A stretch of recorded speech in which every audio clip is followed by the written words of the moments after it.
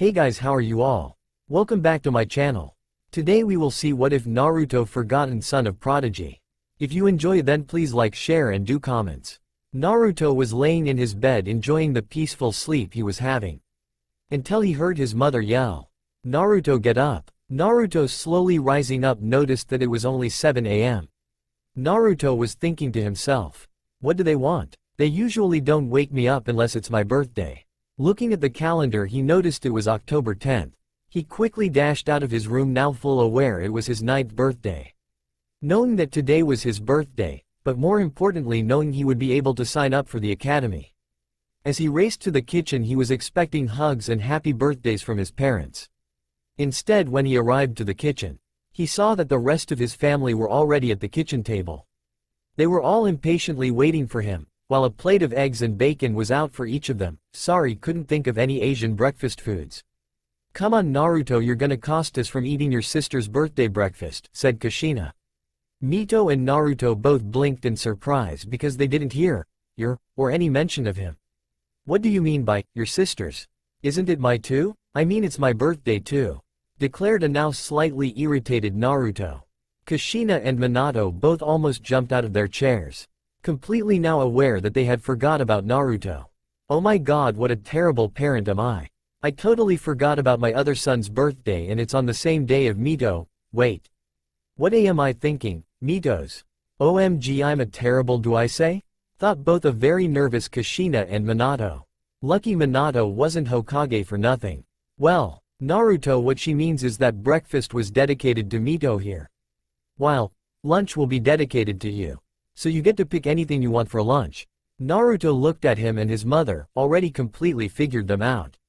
Though instead of blowing up like he usually did, thanks to Shisui's teaching of meditating, he just sighed and sat down, deciding to just play along to not completely ruin the day.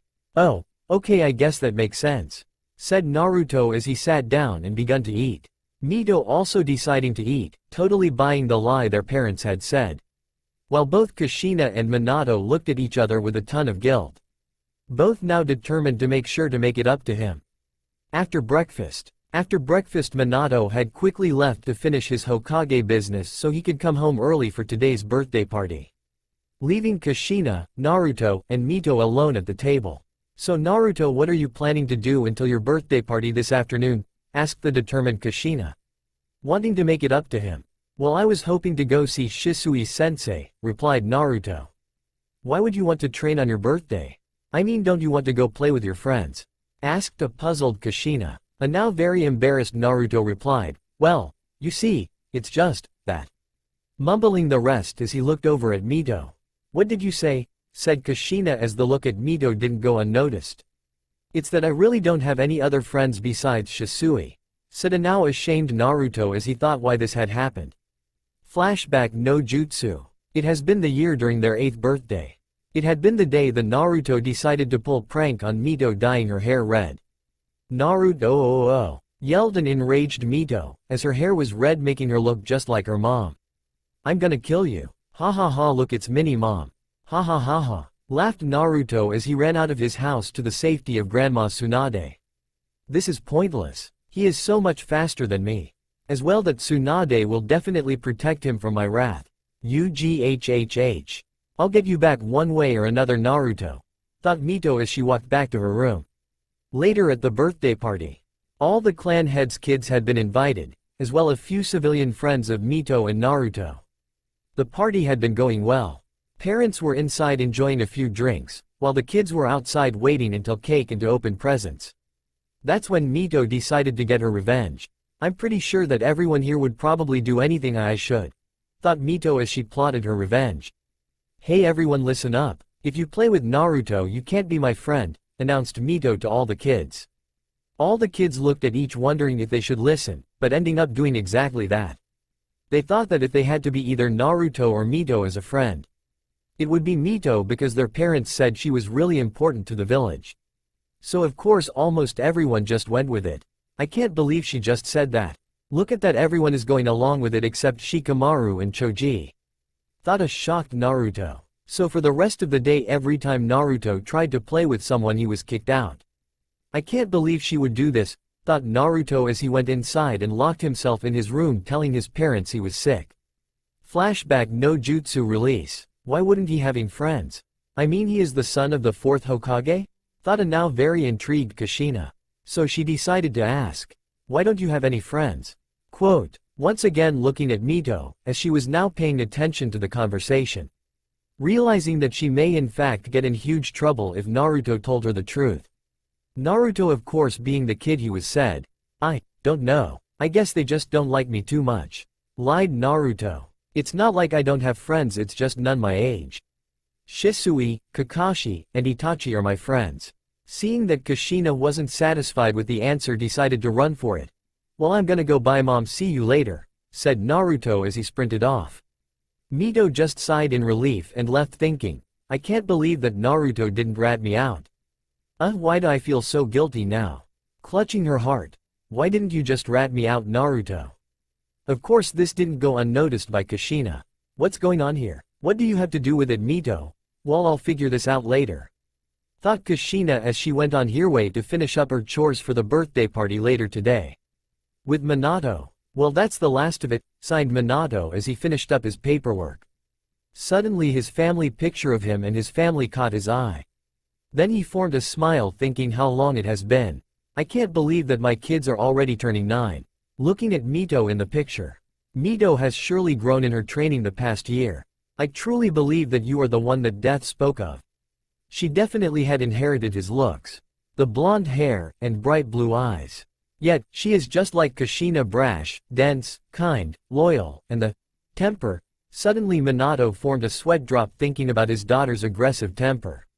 Then he looked at his son. If his red hair didn't make him stand out enough, his bright blue sea eyes with the hair definitely did. Ironically, he was the one with the 3 whiskers on each cheek. He kind of had a mixed personality of him and Kushina. He was smart and collective like him, kind and loyal like his mom. He was worried from the reaction he received. This knew that Naruto saw through his white lie. That isn't what had gotten Minato so worried. It was the fact that he didn't do anything about. Just simply let it go like it was nothing. Naruto, why do I feel like you're starting to push away from us? Is it 'cause I didn't personally look after your training? Pondered Minato. No, it can't be that. I heard he was very happy with Shisui as a sensei. No, it's 'cause I haven't been a great father towards him. Minato stood up from his desk and moved toward his window. As he looked out he saw his whole village busy at work. From civilians working to get jobs done to some ninjas enjoying a good walk. Yes Naruto, I'm gonna start spending more time with you. Starting by including you in training with your sister, thought Minato, believing he would bring his son back a bit more. I just hope you won't get too mad about tonight. With Naruto walking down the village. I can't believe they just forgot about me, thought Naruto as he slowly walked down the street toward the Uchiha compound. How could they forgot that it was my birthday too? Do they not love me? This question was slowly eating away at Naruto. For a minute he wanted to say no. Of course not. It was just simply this one time. I bet it won't happen again. We just to see how tonight goes. If they get me a good thought out gift, then that will prove it. Thought Naruto as he passed a couple more shops. As he turned the corner he arrived at the Uchiha front gates with the 2 guards. Hey, I came to see Shisui, exclaimed Naruto. We know brat, you come here every day, replied one of the guards. Hey, I'm not a brat. Even if you do know, I still have to check in Datbeo, replied an annoyed Naruto. Whatever brat, snickered the other guard hoping to get a rise out of Naruto. Naruto replies, why you son of. Better not finish that unless you wanna run 100 laps around Konoha. Brat, says Shisui as he walks up to the front gate. Sensei, I'm not a brat Datbeo, replies Naruto. I know Naruto, just playing with you, right guys? Both guards nodded their heads and laughed seeing how tormented the kid was. Come on, let's go to my house, I got something for ya, says Shisui. Alright sensei, let's go, responds Naruto knowing he would receive a gift. Naruto and Shisui made their way towards to Shisui's apartment in the Uchiha compound. Greeted by a few people on the day finally arrived, Shisui opened the door and let Naruto in. Wait here Naruto, I'll be right back, said Shisui as he walks to his bedroom. Returning back, here you go Naruto, this my present to you, announced Shisui. Though before you open it I have to tell you something, so listen up. Yes sir, replied the excited Naruto. Shisui begins talking, Naruto, this is my present to you. What you're about to open is something that cost me lots of money. So take good care of it, okay? Seeing Naruto understood, he continued. The reason I'm giving you this is because I'm proud I made you my student. Even though you haven't done anything in the ninja world, you have proven to me that you are worthy of being a ninja. You have the traits of becoming a great ninja, and I'm sure you will be too. Though now I will no longer be able to train you as often as I did because I have decided to join Anbu. That doesn't mean I won't train you, it just won't be as daily as it is now. Quote, seeing Naruto's sad face as Shisui decides to wrap up things. Naruto, you will now be joining the academy. Even though you may know most of what is expected there, I want you to stay all 3 years. Before you protest, yes, I know that you may have a chance to graduate a year early, but stay, it will do you good to stay with people your age. Don't want to turn out like Itachi, huh? Not allowing Naruto to say anything like Itachi is the best though. Don't worry though, after you graduate my Anbu time will be done, and I'll get a chance to train you again. Now open your gift, replied Shisui. Naruto could just simply nod. He couldn't believe that he would no longer get to train with his best friend as much anymore. He opened the gift he received, to find a beautiful orange handle sword still in its sheath. He looked closer at the handle to see that there was an Uzumaki swirl on one side and a Konoha leaf on the other. When he took it out of the sheath, it had a beautiful black blade with the orange line cutting through it. Thanks Shisui, don't you worry, when I come out of the academy I will definitely look forward from learning from you again. As well, I will make this sword the most famous sword in the world, exclaimed a now excited Naruto. We'll see about that, brat. You better run along and get ready for tonight. I heard your parents were throwing a big yeah, and keep working on the wind chakra exercises, noted Shisui. Alright, thanks for everything sensei, answers Naruto as he runs up to him and gives him a big hug right before he leaves. Party time. The backyard was filled with a bunch of children.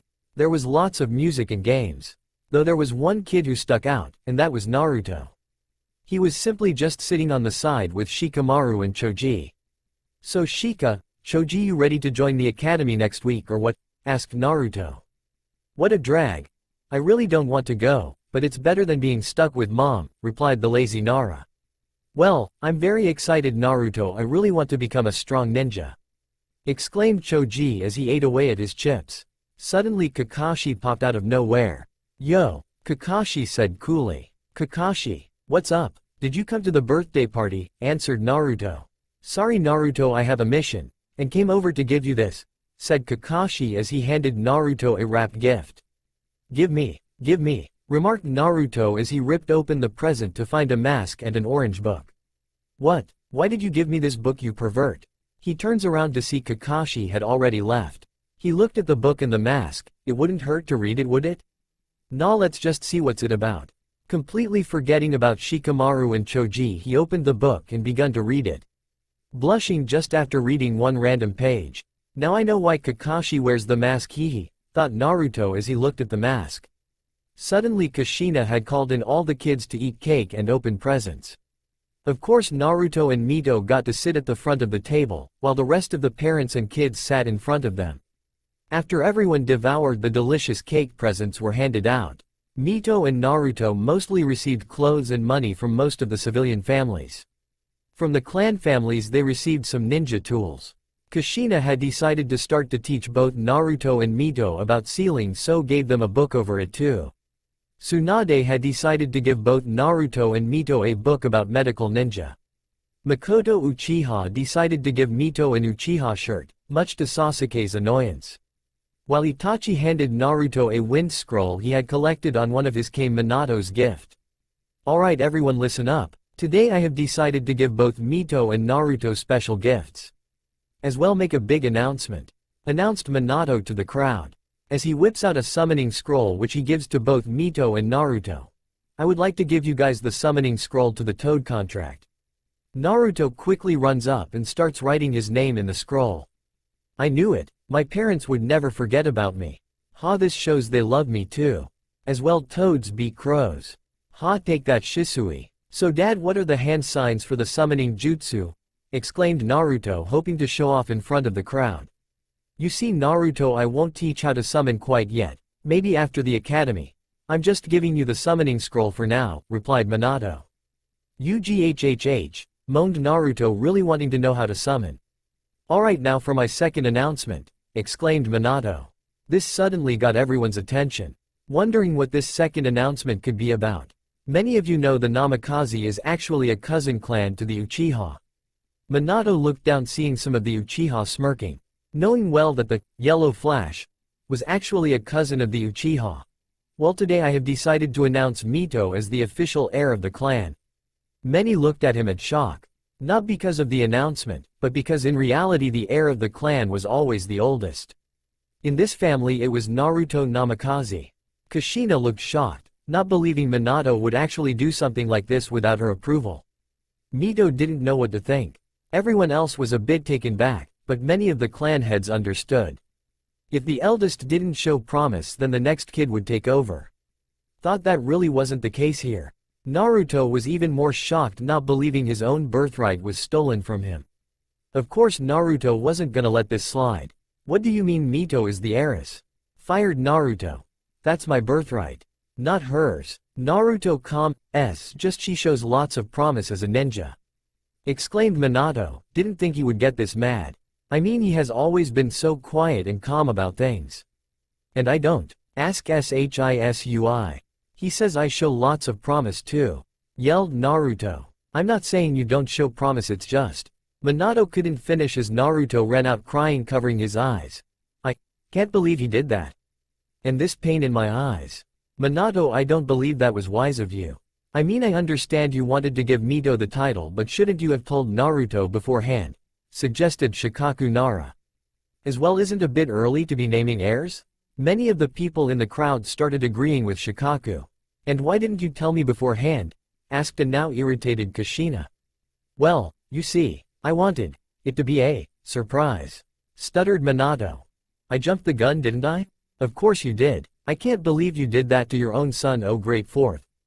Jumped in Tsunade, very angry at what she just saw. Well, maybe I should go talk to him? Asked Minato, starting to feel the guilt. I didn't mean to hurt Naruto's feelings. I just wanted to motivate Mito more by naming her clan. I shouldn't have done this. Don't. Let him cool off. Shisui already went after him, stated Itachi as he walked away feeling a bit irritated with the Hokage. Naruto and Shisui. I can't believe they did that to me. And in front of everyone, thought Naruto as he ran to the lake in the park. I thought they loved me. As Naruto stood there weeping, he couldn't shrug off the pain in his eyes, and this pain. My eyes, they feel like they are on fire. Suddenly Shisui appeared in his signature body flicker technique. Hey Naruto, are you Auri? As Shisui looked at Naruto's eyes, he was beyond shocked. The Sharingan. As he stared into his eyes, now bloodshot red with one tomo in the left eye, and two tomo in the right. Naruto stopped weeping, seeing that Shisui was obviously in shock. What's wrong, Shisui? Naruto, look into the reflection of the lake, commanded Shisui. Naruto, doing just that, took the same face that Shisui had just moments ago.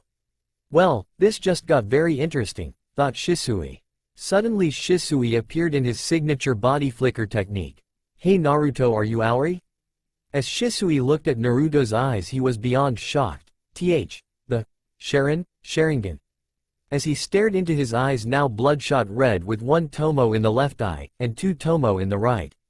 Naruto stopped weeping, seeing that Shisui was obviously in shock. What's wrong, Shisui? Naruto, look into the reflection of the lake, commanded Shisui. Naruto, doing just that, took the same face that Shisui had just moments ago. Well, this just got very interesting, thought Shisui. 1 year and 6 months later. Two figures were racing in the tree lines just outside of Konoha. Both of them had spiky hair. Yet the taller one was black as night, while the younger one was red as blood. The taller one was wearing a traditional Anbu outfit with an Uchiha symbol on the back. The short one was wearing a black and orange Uzumaki outfit, Shippuden outfit. Yet what made them pop out the most was those red eyes of theirs. Yes, these two were no other than Naruto and Shisui. It had been 1 year and 6 months since Naruto's 9th birthday. Many things had happened that day. Whether it was for the good or bad, only time will tell. Though what thing it did was activate Naruto's Sharingan. Now he had been able to activate the second tomo in his left eye. Shisui had thought best to keep this a secret from everyone else. Since he knew of people who were after the power of the Sharingan, and would do anything to get it, Danzo, he decided to continue to train Naruto just like he had been doing, except now he could teach him his Sharingan tricks. As well, he told Naruto that if he ever wanted he could tell his parents. Though Naruto decided to keep it to himself. So, now we're here with Naruto and Shisui racing through the treetops. Suddenly Shisui pulls out several kunai, and throws them at Naruto. Naruto quickly dodged, or blocked those thrown at him. Not allowing him time to think, Shisui engages him in taijutsu. Shisui easily forces Naruto into defense. Crap, I can't beat Shisui in taijutsu. I need to get some distance, thought Naruto as he tried to get as much distance as possible. Though Shisui won't let him have it, knowing exactly what he was trying to do. Though Naruto had tricks up his own sleeve. Pulling out a smoke bomb, he exploded it, blinding him both and Shisui. Shisui, believing Naruto would try to get some distance this way, jumped out of the smoke.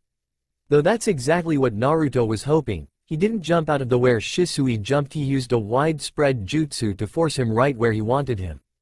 Covered by the smoke, he started to wield some hand signs. Wind release, vacuum sphere. As Shisui jumped out of the smoke, he looked around for Naruto. Where'd he go? Though at the corner of his eye he was able to catch the small blasts of wind chakra shot at him. Not bad, Naruto. Use the smoke screen to force me out, while you stay in, and indeed. Though not clever enough, thought Shisui as he easily dodged the attack, and landed on a branch. Though as soon as he landed, a wire was set off. The trap tied Shisui to the tree. Naruto, seeing his plan had worked, he jumped out of the smoke, and near the tree where Shisui was. I win, sensei, exclaimed Naruto, finally able to trap Shisui. So, you made this trap while we were engaged in taijutsu, correct? Seeing Naruto nod, he continued. As well, the smoke was to force me out into the using wide range attack to force right onto this branch. Naruto just grinned, though suddenly so did Shisui. Too bad I saw right through it. Then suddenly Naruto saw black, and what looked like two pairs of Sharingan eyes. As soon as it disappeared, he realized he was the one tied to the tree. What? But how? Genjutsu. This genjutsu allows you to manipulate the enemy into doing what they want to do to you. As well, you can turn someone else's genjutsu against them. Though usually it takes some hand signs and the opponent to look into the user's Sharingan. Though I've mastered it to the point where I don't need hand signs. It's called the Sharingan Mirage Genjutsu. Grinned Shisui. The moment before you set the smoke, I caught you under it. Making you jump out of the smoke. Then I simply threw some shuriken and made you dodge. To the plan would have worked if it was anyone else. Naruto just stared at awe. He couldn't believe how powerful that genjutsu, enough that his Sharingan didn't detect he only had 2 tomo. Will I be learning that? Asked Naruto. Yeah, of course, the reason I showed you it was because I would be teaching it to you tomorrow. Exclaimed Shisui as he untied Naruto. Dang it, sensei, I thought I had you this time, Datbayo. Cried out Naruto. Naruto, take it easy, I'm in Anbu. It'd take years before you catch up. Responded Shisui, though seeing he wasn't completely satisfied. As well, that was some high genin level strategy right there. I mean, I don't think even some chunin could think that off. Praised Shisui. Naruto just looked up and smiled. You're right, Shisui. How about some ramen? I'm sorry I can't. Naruto got to get back to some. Here is some money. Go get yourself some. See ya tomorrow. Though come early since you're gonna learn that, yeah, and stop skipping classes. Explained Shisui as he disappeared in his usual body flicker technique. Whatever, Ichiraku ramen, here I come. Exclaimed Naruto as he left in his own body flicker technique, which consisted of a swirl of leaves. Ichiraku ramen stand. Naruto appeared right outside of the stand. Quickly going in, he sat down, and as usual was 2 people in the back. An aged man, and his young daughter no older than 15. Old man, get me 2 bowls of miso ramen, exclaimed Naruto. You got it, Naruto. Ayame, get me 2 bowls for our favorite customer. Shouted out Tuchi. Got it, Dad, responded Ayame. Suddenly 2 blonde-haired girls walked in the stand. Naruto, not even bothering to look around, didn't know that it was her sister Mito, and her best friend Ino. You know, Naruto, you really shouldn't be eating so much ramen. It's quite unhealthy, pointed out Mito. While Ino says, yeah, should be more like Sasuke, I'm sure he doesn't eat so much ramen. Naruto just sighed and had been trying to be nicer to his sister, since Shisui had asked him to. Flashback no jutsu. It had been a few days after his birthday. Just 2 days ago Shisui had picked up his training after the academy at full speed. After the academy Naruto would come here for 2 hours. First hour would be spent on perfecting the basics, such as chakra control, elemental control, and wielding his weapons. Such as the blade he hadn't been able to name. Then the next hour they would work on taijutsu, ninjutsu, genjutsu, and the Sharingan. Though it was more with the Sharingan than anything else. Though today was the day Shisui decided to give Naruto a talk. He's been getting a lot colder since what happened at his birthday. I need to snap him out of it before he does something stupid. Thought Shisui. Hey Naruto, we need to talk. Stated Shisui. What is it, sensei? Asked Naruto. Cut it out, or I'll stop teaching you. This isn't the student I wanted to teach a few weeks ago. Said Shisui, crossing his arms. Cut out what? Asked again Naruto, now a bit more concerned. Stop being such a brooder. Drop it Naruto, forget what happened. If you continue the way you are, you're just gonna regret everything you and forget, said Shisui. But Shisui, you just don't understand. You have no idea how it feels like to always be overlooked. Simply ignored for your sister, even though you try so hard to get their attention. You have no idea. I mean, I don't care about being the heir, it's just because they ignored me again. Yelled back Naruto. Shisui just pinched his nose. Yes Naruto, in fact I do. Naruto just stared at him confusedly. What do you mean? You know Itachi, right? Well, Itachi has always been considered a genius like no other, even in the Uchiha clan. Well, as young children my parents had always asked why I couldn't be more like him. It infuriated me to no end. Exclaimed Shisui as he shut his eyes. Then opening them, so, that day instead of resenting my parents and Itachi, I set a goal to be better than him. To show everyone I was Shisui Uchiha, not the cousin of Itachi. To this day I have worked my butt, and I have even surpassed him. With that Shisui closed his eyes, and reopened them. To show Naruto what looked like a 4-pointed shuriken. What is that Shisui? Asked Naruto. He had never seen this from his sensei before. This Naruto is the highest level of the Sharingan, the Mangekyo Sharingan. With this eyes I can achieve visual prowess behind the normal Sharingan. Though I won't show you because it's kind of a double-edged sword. I have genjutsu special to only these types of eyes. A genjutsu known as Kotoamatsukami. With this genjutsu I can implant false memories into one's brain, and manipulate them however I want. Another one would be Tsukuyomi. The most powerful genjutsu known to man. With this I can trap one into an unbreakable genjutsu in which I control everything for 48 hours. When in reality it would only be 3 seconds. This something not achieved since Madara and Izuna Uchiha. Though there is more than just genjutsu, explained Shisui. Naruto just stood in awe. A genjutsu that controls another person, space and time itself? Still has more abilities? But how do you achieve these abilities? Asked Naruto. Shisui just sighed. There is 2 ways in one may unlock the Mangekyo Sharingan. The first and most common way would be to kill the closest person to you. The wind blowed loud, as an eerie silence took over both of them. Of course there is a second way. The way I took. That is to train you to the point where it naturally evolves to the Mangekyo Sharingan. Though as I mentioned it is a double-edged sword. The more I use it the closer I come to losing my sight. Until I'm completely become blind. Wow Shisui, I'm sorry I didn't know. As well, how come I've never heard of the Mangekyo Sharingan if it's so powerful? Asked Naruto. Well you see Naruto, there's reason it isn't known.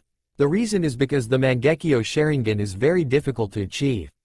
Only maybe 5 people before me have actually activated it. As well I'm probably the only one who has achieved it through hard work alone.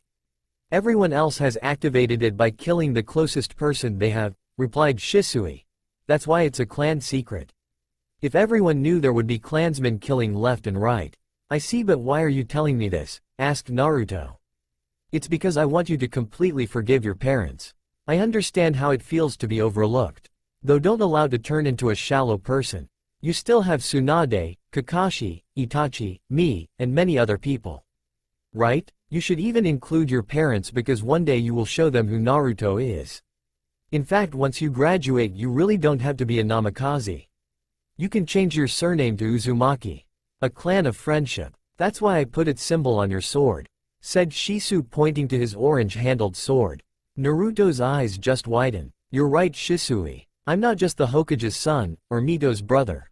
I'm the Naruto no Uzumaki. And I'll be the second person ever to unlock the Mangekyo Sharingan with sheer effort alone. Then I'll show every Datbayo."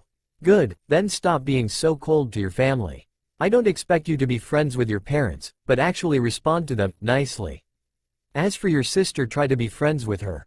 I mean, it really isn't her fault. She probably didn't even know about the whole Eris thing," finished Shisui. "Yes sir," said Naruto. "Shisui's right. I should at least show some manners. As well, I guess he has point about Mito." Shisui just gave Naruto a smile. "Naruto, I believe that you can achieve greatness beyond those of Madara. Yet instead be more like Hiroshima. The reason is because if my research is correct, once you unlock the Mangekyo Sharingan you won't suffer the curse. You won't need a transplant to achieve eternal light because Naruto, you hold both Senju and Uchiha blood. It will be need for the times ahead." Suddenly Shisui's smile faded. He watched a Naruto begun his warm-ups. Especially if the clan goes ahead with the coup d'état. As well, that orange masked guy Itachi encountered lurking around. He seems a man that will become very dangerous. I just hope you're strong enough to endure it, if I'm not around. Sadly, thought Shisui. Flashback no jutsu release. Even though he has had some success with his sister, he really didn't like some of her friends. Especially Ino, even though she has shown some traits he likes, like loyalty to a friend. She was so bossy, and obsessed with Sasuke. He thought Sasuke was okay, just not a god. "Whatever, I can still beat him in a spar," said Naruto, hoping to get a rise out of Ino. Mito just sighed. Even though she was grateful Naruto was talking to her more, she still couldn't stand his prankster ways. "Whatever Naruto, you're such a loser," screamed Ino. "Did you say something, Ino?" coolly replied Naruto. "Kakashi would be proud." Ino just fell on her face, and Mito just sweat dropped. "So, Mito wants some ramen. Shisui gave me some extra money today," asked Naruto. "No, I just passed by to tell you not to eat so much." "Let's go, Ino, we should meet up with Hinata," answered, quickly recovered and gave Naruto a glare. With that, the two blonde-haired friends left. Naruto just sighed. Even though he really hated Ino, he wished he had a friend like that. Friends that were always by your side. Even though Shisui was his best friend, he was always on missions. As well, he was like 5 years older. Naruto just finished his food and went home. He really felt lonely. Next day, Naruto was walking home. He had just finished the academy for the day. Even though Shisui told him to be there early, he was in no rush to get home. Today he decided to pull a prank on his unfavorite teacher Mizuki. Naruto didn't know why he just didn't get good vibes from him. He was always staring at his sister like she was a prize. Even though he didn't entirely love Mito, that doesn't mean he was gonna let some guy stare at her. Yes, he had sent him packing to hospital. His prank had consisted of paint balloons, and Ninja had tripped him up and sent him head first into the wall. Knocked out conscious, the class was dismissed early except for Naruto, who had been punished by scrubbing off the paint in the room. If his mom found out, he was so getting yelled at, again. He continued to walk. He was on the edge of there was a trail right through the middle of the small area of trees. As he walked his way through, he heard some commotion. Deciding to check things out, he headed to see what it was. As he checked it out, he noticed it was 3 bullies surrounding a kneeling girl with lavender hair. As he took a closer look, he noticed it was one of Mito's friends, Hida? Tinta? Hinata. That's it. Having had enough of this, he decided to intervene. As soon as the bullies tried to throw a punch, he quickly got in front of it and caught it. "Don't you think it's a little rude to pick on a lady?" asked Naruto.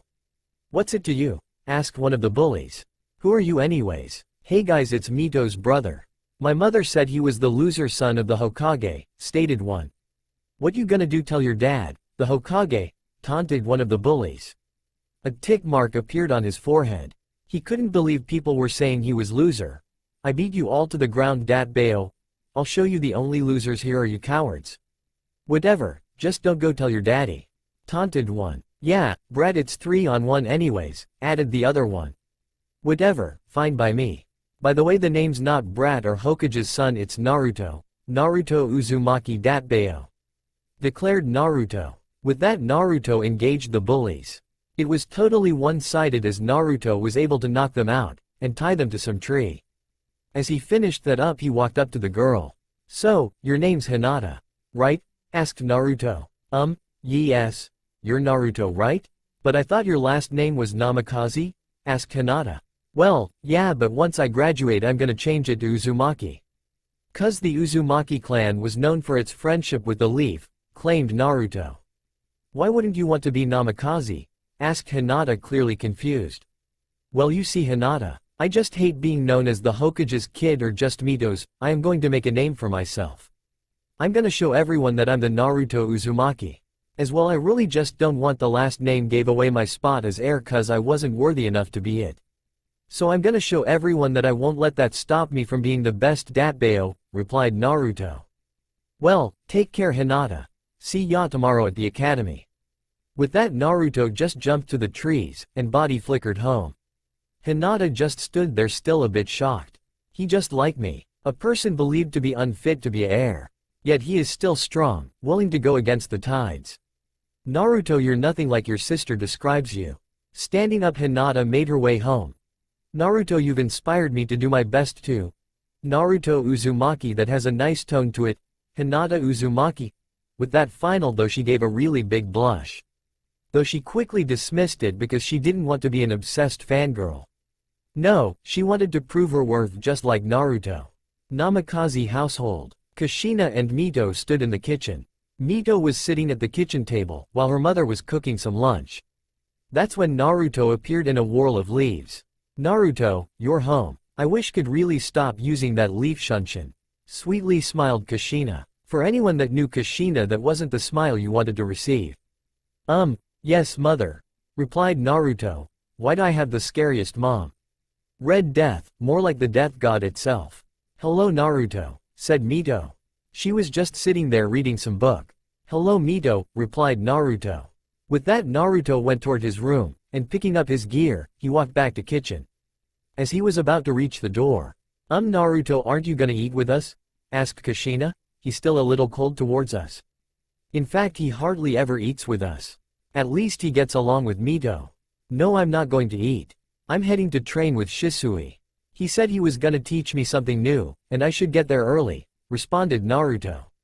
"Naruto, you don't always have to be training. You should sit down and eat with us. I know Shisui can only train you certain hours, but your father and I could train you when he isn't around," said Kushina. "Please come around, Naruto. You have no idea how much this is hurting me. No, there is things only Shisui can teach me, what you can't. As well, I really wouldn't want any training from Dad. Maybe you, but not Dad," replied Naruto. Kushina felt a bit relieved but irritated at the same time. At least he has opened up to me a bit. Though I really wish he could forgive his. Does he mean only Shisui can teach him? I was Jonin for a long time. That brat just started Anbu. What's so special about Shisui? I understand he's talented, but what is it that only he can teach you? I mean, both your father and I are much more experienced than could he possibly teach you that we couldn't?" questioned Kushina. Naruto just sighed. "If I continue this talk, I'm gonna end up having to train with as well. Get her off my back." He walked towards the door and opened it. Though before he stepped through, he replied, "Shisui is my friend. That's what makes the training worth it. Training with my best friend. As well, for the reason he can teach me and you can't." Naruto turned around with his eyes wide open, revealing his Sharingan, 2 tomo in each eye. With that done, Naruto walked out the house. Kushina just stood there in shock, trying to process everything that just happened. Sharingan? How? When? Why didn't he tell us? I didn't think a Namikaze could actually awaken it. "Mito, honey, I'll be right back. I'm going to go talk with your father," shouted Kushina. Mito hadn't been paying attention to what occurred, but if she had, she probably wouldn't have been able to reply, "Okay mom." Many hours later in Hokage's office, Minato just sat in his office. Finally catching up on today's tensions got high, so did this pile of paperwork. He was really sick of it. He couldn't imagine how the third could have done it for so long. What made it so much worse was the fact that his wife came storming in demanding to talk with him. At first she accused him of not telling her about his son unlocking the Sharingan. At first he thought she was just joking because no one had been able to unlock it in the Namikaze clan since the beginning of Konoha. After a bit talking, and calming her down, they both realized that they both were never aware of how, or when he unlocked it. So Minato just sent her home, and told her he would find out. He of course knew only one person who could answer all his questions, Shisui Uchiha. He would have to know, that's what Naruto had told. Now he sat and waited. He wanted to call him immediately, but he didn't want to make things worse with his son. Now that we're talking about his son, things between Naruto and Minato weren't the best. The week following his birthday he had completely stopped talking to Minato. Though after that week he started to open up, but only when he was called upon. As well, he had completely denied all attempts of training with Minato. It really saddened Minato. He knew he deserved what he was getting, yet he just wanted his son to forgive him. He wondered if this is how the third felt with his son Asuma years ago. Suddenly an Anbu with a crow mask appeared. "Hokage, you called me?" "Yes, Crow, though I need you to take off your mask," asked Minato. As Crow took off his mask it was revealed to be Shisui. "Hokage, have you called me here because of the coup d'etat? I think it would be wise to get Itachi here too. He probably has more intel." "Yes, Itachi will be coming. Though I called you sooner because I need to talk about Naruto," replied the fourth. Shisui just looked at him curiously. "What about him do you want to talk about? Why wasn't I aware that he had unlocked the Sharingan?" demanded Minato. Shisui just looked at him and took a long sigh, so Naruto finally told him. "Well, I told Naruto to keep it a secret since he didn't have the protection of the clan. Not having the protection would tempt others to possibly steal it," replied Shisui. "Why keep it a secret from us too? I mean, we're his parents," shouted Minato. Shisui just waited for him to calm down and responded. "I told him he could tell only his parents if he wished to. He decided not to. Why he didn't tell you? I don't know. You just have to ask him." Minato just sat back down. "Sorry Shisui. I just let my emotions get the best of how tense things have been lately." "It's all right, sir," replied Shisui. "So now if I can ask a favor." Suddenly Minato was cut off by his secretary who walked in the room. "Sir, the elders and the Anbu member you requested are waiting in the meeting room." Minato just nodded. "I guess we have to finish this some other go. The current situation is much more important than this at the moment. Though I expect you to answer my questions afterwards." "All right, let's go," said Shisui. With that, Shisui and the fourth Hokage made their way to the meeting room. Meeting room. The four elders, Hiruzen, Danzo, Homura, Kahara, the fourth Hokage sat at a desk. In front of them stood two kneeling Anbu, Shisui and Itachi. Itachi and Shisui had just finished giving them the whole scoop of the coup d'etat. "So, that's the last of it. They plan to commence the attack tomorrow?" asked former Hokage. Just pinched his nose. "If the Uchiha are planning this coup d'etat, I believe the only way to resolve this is to label them as traitors," offered Homura. "Yes, it's too late not to judge them. We must act now before it's too late," pitched in Kahara. "If we join up with Anbu Black's ops, it shouldn't be too hard. Though we would also have to take out all the children," concluded Danzo, though he really wanted to get rid of the Uchiha for his own reasons. "Enough. We shouldn't be talking about the Uchiha like this in front of Shisui and Itachi," demanded the third. Shisui and Itachi just kneeled there showing no emotion, though the both had a billion thoughts going through their heads. Suddenly the talking ceased, and the elders just looked at Minato, looking for an answer. "So what will it be, Minato?" asked Danzo. Minato just sighed. He couldn't believe that his cousin clan was thinking about revolting. "If I don't take care of this problem, it could very well start the fourth great ninja war." "Shisui, you said you had a genjutsu that could temporarily control one, right?" asked Minato. Shisui just nodded his head. "Alright, I want you to use this genjutsu to buy me some time. Just one day would be enough. I'm gonna try to reach a compromise with the Uchiha first." "Start your mission." Dismissed both of well with this meeting, finished Minato as he got up and walked out.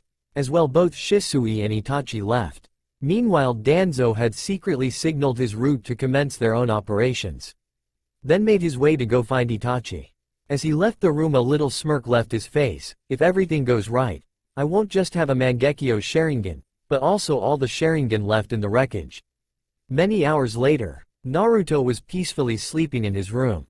when suddenly the peace of the night was disturbed by the pecking of a window. As Naruto slowly woke up, what could be making this noise? Looking up to his window, he noticed a black crow with a scroll in its beak. Shisui-sensei's summoning crow? What's it doing here? Opening the window, he allowed the crow to fly into his room. The crow took a lap around his room, and landed onto his shoulder. Naruto reached for the scroll, and opening it up. Dear Naruto, meet me at the cliff right outside Training Ground 31. Come alone with your ninja gear, and make sure you're not followed. As well bring the crow with you. You'll need it. Shisui. Wonder what's this for? Naruto pondered for an answer, and couldn't come up with anything. Putting on his gear, he grabbed a pillow and placed a transformation on it. Quickly jumping out the window. At the cliff? Naruto quietly arrived at the cliff. It had taken him a while, since he had run into an Anbu a while of running around. He had finally gotten around. As he arrived to the scene, he saw there was no one here. Looking around, he noticed that he actually was alone. Closing his eyes, he allowed his thoughts to take over. Wonder what's up with Shisui. He was a bit jittery today. As well, he is never late. Suddenly he heard a branch twitch. Quickly opening his eyes and activating his Sharingan, he turned around to see a barrage of kunai. Quickly using his eyes to his advantage, he grabbed the lead kunai, and proceeded to dodge, and block the rest. Suddenly the man attacking him appeared, and tried to go for a killing blow. Naruto quickly dodged, and knocked him backwards. Now that Naruto had a better look, the man was bloody and had a plain Anbu mask on. Quickly deciding to end this, Naruto reached for his own kunai, and chucked it at him. Unsheathing his sword, he was able to add wind and engaged him in Kenjutsu. After a while of fighting, Naruto cast Genjutsu on his sword. He made the sword look faster than it actually was. Naruto quickly got the advantage, then stabbing him through a vital spot in the stomach. As he looked into the eyes of the mask, he noted one of his eyes were missing. As well, the single black eye looked quite familiar. Pulling out the sword, the person coughed and stumbled back into a tree. He was just sitting at the tree as blood poured out of his. Didn't think it was possible, but he looked worse than feeling a bit sick. He still proceeded to question the man. Who are you? Why did you attack me? How did you know I would be here? Asked Naruto. I hoped Shisui wasn't taken down by him. By the looks of it, this man looks like he has already been through one battle. The man just continued to cough, and sat there. Naruto having enough, he reached for his mask. If you won't talk, I'll just unmask you here and now. As Naruto took off his mask, it revealed to be a man missing his left eye. As Naruto took a closer look, he stumbled back, eyes filled with shock. His hand shaking. Ares. No. Way. Shisui. Viewed why? Shisui just looked at Naruto impassively. I had to cough. Test you to make sure you could go through with killing. I probably won't be around. As you can see, my left eye is gone. Naruto just stood there in shock. I'm sore RRYID, didn't know it was you. Shisui, we can get you to Tsunade to save you. She can save you, she's the best. Don't worry, just rest. No, it's too late, you need to know the truth. Wheezed Shisui. Naruto begun to let tears fall out. He couldn't believe he had just stabbed his best friend. You need to know what happened to me. Naruto just stood there, face completely in shock, and tears pouring. He still managed to nod. Shisui, seeing this, started his story. Naruto, you have to know that the Kafu Uchiha clan was planning a coup d'etat. But why? The Uchiha clan had always been respected in the village, asked Naruto. Things aren't always as they seem. They weren't liking the way they were being. Many blamed them for the attack on the Nine Tails 10.5 years ago. They were blamed since an orange-masked Uchiha claiming to be Madara was behind it, replied Shisui. What? But father said it was a natural disaster. That childbirth had weakened mother's seal and had allowed half of the Nine Tails' power to escape, stated Naruto. That wasn't the cough truth. That what was told to the civilians. To the ninja, everyone was told that an orange-masked Uchiha claiming to be Madara was behind it. Replied Shisui. Now stop asking questions, and allow me to finish. I don't have much time. Naruto just nodded and let him continue. So anyways, me and Itachi acted as double agents for the Leaf. We were ordered by the Uchiha clan to join Anbu and spy for them. Though in reality we were spying for the Leaf *cough. Anyways, the coup d'etat was planned to go tomorrow. So the fourth asked me to use the Mangekyo to buy him more time to come with a compromise. Naruto's eyes widen at the mention of his father. Did father do this? Shisui seeing his reaction. No Naruto, it wasn't your father who did this to me. It was a man known as Danzo Shimura. I was ordered to use Kotoa Matsukami to buy more time for the 4th. On my way to Uchiha clan, Danzo, one of the elders, attacked me. He believed that I couldn't be trusted, and tried to steal my eyes. As you see, he stole my left eye, though I got away in time. After I was able to get away and meet up with Itachi. Since I couldn't use the genjutsu anymore without raising suspicion, I found out Itachi was ordered to massacre the clan, but he allowed the children below the age of 11 to live. Since they weren't officially part of the clan, they still weren't ninjas. Still, the number is no more than 20 of the 120. This was only guaranteed if Itachi took complete blame and left to become a rogue ninja. Then he would join any mercenary groups that may pose a threat. Quote, Naruto's eyes widen in shock. Massacre the Uchiha clan. Father would never allow it. Even if he is ignorant, he would never kill his own blood. What? Father would never allow this. Naruto, you don't understand. If the coup d'état would have happened, then it would have started a civil war. If a civil war occurred, many nations would try to invade Konoha, thus starting the 4th great ninja, causing meaningless death once again. Thankfully, Itachi was allowed to let all the children under the age of 11 live. Finished Shisui as his right eye slowly closed more. What about you? I mean, you helped the leaf, screamed Naruto. Naruto, the moment Danzo stole my eye, I was as good as dead. If I return, he would kill me to hide the truth. As well, I have no proof, it was my word against his. He is the man I warned you about. The man that would try to steal your eyes because you weren't part of the clan. Explained Shisui. Naruto's breathing got heavier and heavier. He just couldn't handle all this information at once. Byut. WHY. Have me stab you. Why? Asked Naruto, clutching his eyes. It was I would rather die at your hands than my own. Shisui coughed, proceeding to move his hand towards his right eye. He yanked out his last eye. Then grabbing the bird, he began to transplant his last eye into the bird. As well, I only trust you with my last eye. With that, Shisui formed a hand sign and pressed it on Naruto's left arm. This is a summoning. You have to do is swipe some blood on it, and use the summoning technique with your left hand. Since you already have one with your right, the crows have agreed to this, so don't worry. This is where I'll place the crow with my right eye. I guess this is it, Naruto. Slowly standing up, Shisui proceeded to get to the hole in his stomach. Take care of the next generation of the Uchiha. Naruto. As well, you can never let anyone know the truth. Do it for the village's sake and the name of the Uchiha. The reason me and Itachi did this is so the Uchiha clan name wouldn't be tainted. We wanted the next generation to believe that the Uchiha clan was a proud clan. Please look after them, since many will be left all alone. Proceeding to walk away, he stopped. You're actually fortunate that I told you the truth. I'm pretty sure Itachi lied to his brother, making him direct all his hate towards him.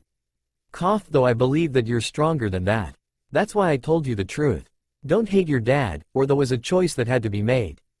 Just don't trust Danzo. Shisui turns around. Naruto, I believe that you are a person that will change this world for the better.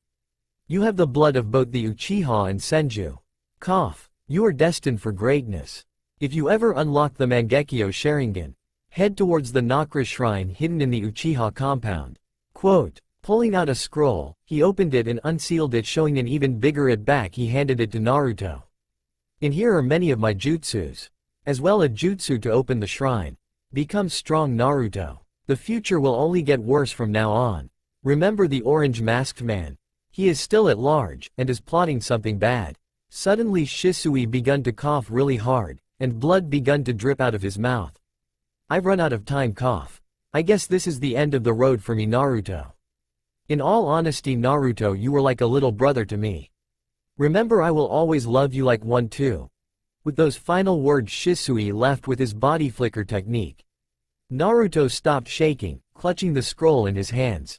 Putting it away into his pouch, he looked at the spot Shisui was just. Eyes were bulging out of his sockets. Little veins all heading towards the center of his eyes. Unaware to Naruto, the third Tomo appeared in his eyes. Suddenly a memory appeared in the back of his brain. Flashback no jutsu. Hey, Shisui, teach me a new element please. asked Naruto. Naruto, you first should completely master wind before you tackle anything else. It's only natural since you're only in the academy, replied Shisui. Before Naruto could retort, and no Naruto, you may not graduate early. I already told you try to make more friends besides Shikamaru and Choji. It'll do you good. Naruto just pouted, you don't think I try. Everyone just cares about Mito. Some just become my friend to get to her. Shisui just sighed and had Naruto sit down with him. Let me tell you a story, Naruto. Naruto just pouted more. I want to learn a new element, not hear some story. You'll like it. It's about how ninjutsu was started. Not many people know the truth about it, replied Shisui. Naruto just looked curiously at Shisui. How ninjutsu started. Fine, you have piqued my interest, stated Naruto. Shisui just smirked. Alright, as you know, there are 9-tailed beasts in the world, right? Seeing Naruto nod, he continued. Well, there was once a time when all the beasts were emerged and created the 10 tails. Naruto just looked at Shisui in fear. 10 tails. Wow, that's impossible. Who could be strong enough to split it into 9 beasts? Or did the beasts simply just not want to work together? Shisui replied, let me continue. This beast was so powerful that it was believed that he ruled the world. Though just like every story, there is hero. A man known as the Rikudo Sennin, the sage of the 6th paths, was able to stop the beast with his special dojutsu. A dojutsu only seen in this man. The most powerful dojutsu in the world. It was known as the Rinnegan. With the Rinnegan he defeated the beast and became its Jinchuriki, then bringing peace with the land. Naruto just stared at awe. Amazing, the Rinnegan. Was it that powerful? Shisui just nodded. Yes, but this isn't the end of the story. You see, this man later went on to have 2 sons. The older son received the spiritual energy of the sage, while his younger brother received the physical strength. The older brother received a dojutsu, though it wasn't the Rinnegan. The younger brother received the strength and chakra of his father. The older one valued nothing but power, while the younger one valued peace. He believed by working together could you achieve this. Of course, when the father sensed he would die, he believed that his younger son's view on the world was similar to he was troubled with his other son's view. Therefore he named him his heir. Of course this didn't go well with the older brother, thus creating a huge rift between the two. Thus the older brother created the Uchiha clan, and the younger the Senju. This was the start of the rivalry of the Senju and Uchiha clan. Naruto just stared at him. Wow, I didn't know that's how it all started, but that's not all of it, is it? Shisui smiled, sharp as always. The father before he died split the 10 tails into 9 beasts. He entrusted the beasts the world. Though as you know, it didn't end up well for the beasts. As he didn't just do that. Seeing the rift he created between his sons, he decided to stop the Rinnegan to emerge in either of them. He had used the last of his powers to only allow the Rinnegan to re-emerge in the eyes of a Senju and Uchiha child. Even though Naruto was very interested, he still couldn't help but ask, why are you telling me this? Shisui replies, well, you see, Naruto, I'm telling you this because you can only be strong when you have the friends to back you up. That is the will of fire. The same will that the sage of the 6 paths believed in. That's why I don't want you to graduate early. Naruto just looked at Shisui, still not convinced. I don't know. Though that isn't the only reason. As you know, the child that will reawaken it in a time of great chaos. Thus he will be the one to stop all the chaos, and finally bring peace to all the land. You want to know what, Naruto? I believe you could possibly be this child. Naruto's eyes suddenly went wide. Then suddenly he let a tear out. I don't think that will happen, Shisui. I appreciate it, but that's silly, not even my parents can recognize me. How can I save the world? Shisui just chuckled. That may be true, Naruto, but I believe you can overcome that. I believe you can do what the eldest of the sage couldn't. That is to forgive his family. Naruto stopped the tears. Thanks, Shisui, I don't know what to say. Though I doubt I'll awaken this Rinnegan. Though I'll make sure to surpass you, Datbeo. Shisui just looked at Naruto and smiled. You know, Naruto, I'm glad I made you my student. You're like the little brother I never had. Flashback no jutsu release. The little brother I never had, remember, I will always love you like one too. These words were all that were going through his brain. Clutching his eyes, they suddenly shaped into a black 8-point rounded star. With a red ring in the middle creating a black circle. Then between each gap of the star's points was a tomo. Naruto had unlocked the Mangekyo Sharingan. Picture of profile. Unaware of this new development, it would be years to come before he would once again use these new eyes. Though for now Naruto just fell to his knees. Deactivating his Sharingan, he collapsed onto the floor. The little brother I never had, remember I will always love you like one too. These words were all that were going through his brain. Clutching his eyes, they suddenly shaped into a black 8-point rounded star, with a red ring in the middle creating a black circle. Then between each gap of the star's points was a tomo. Naruto had unlocked the Mangekyo Sharingan. Picture of profile. Unaware of this new development, it would be years to come before he would once again use these new eyes. Though for now Naruto just fell to his knees. Deactivating his Sharingan, he collapsed onto the floor. Hokage's OFFICE. Minato was sitting at his desk impatiently. He had a really sour and tired face. It was probably around 11 p.m. even though he knew staying up this late was part of the job. Right now he would rather be up doing some paperwork, than waiting for what he was waiting. He leaned back into his chair and sighed. Fugaku, I will never understand why it had to come to this. I hope you can forgive me, Itachi. All I put onto your shoulders was one big burden. I hope the next generation can be the ones to change all this. Minato straightens himself up, deciding to attack the pile of paperwork to get things off his mind. Though as he was about to reach for the stack, his family picture caught his eye. No, what really caught his eye was Naruto. As Minato stared at the redhead's deep blue eyes, he couldn't help but feel guilty. He really wanted to make it up to him, but he only had time during training. He was totally refusing that. Minato just kept thinking until his thoughts came across Shisui. I need to find out what exactly happened to him. To believe he was attacked on the way there. Yet who? Itachi looked like he wasn't gonna say more, but I have an idea who it was, Danzo. Though with no proof I can't do anything. He's planning something, big. I have to find out before it's too late. I have to keep a closer eye on him. Suddenly a black-haired man with a weasel Anbu mask appeared before him. It's done. I sparred all the children who were yet to become a genin, and weren't told about the coup d'état. A total of 13 were left alive. Sir, I have one final request. Minato just stared at Itachi with sorrow filled in his eyes. Don't worry Itachi, no harm will be done to them. As well if you need some mo. No, Lord Hokage, I don't need anything, replied Itachi. I need you to never tell them the truth of this night. Minato just looked at him, and turned to his window. Why? I was planning to tell them the truth when they become much older. Itachi replied, I want them to believe that the Uchiha clan was proud clan. I don't want them to lose that part of them. That's why I did this. Minato turned around. Pulling a small bag out of his desk, he tossed it at Itachi. There should be enough money in there for a month or two. As well, your request will be fulfilled, Itachi. No one will ever be told of this unless you want to. Itachi just nodded his head. With that he shined out of the room, and as far away from the village as he could. Now for the second part of my mission, infiltrating Akatsuki. Hours later, finally after settling all the chaos of the massacre, Minato just really wanted to go home, and crawl away. He did just that, teleporting home for the night. Namikaze household. Kushina was impatiently waiting for her husband. She sat there at the kitchen table just reading some scrolls. Even though she was a retired shinobi, she still liked to keep herself busy with she planned to return to the forces once again. After all, she was only 32, but that's for another day. So now she was sitting at the kitchen table. She always waited for Minato to come home, and today would be no exception. Suddenly, there was a small flash of yellow and Minato appeared. Minato, where were you? Demanded Kushina. I've been waiting here for ages. Minato just looked at Kushina and his mood worsened. She's gonna be devastated about Makoto.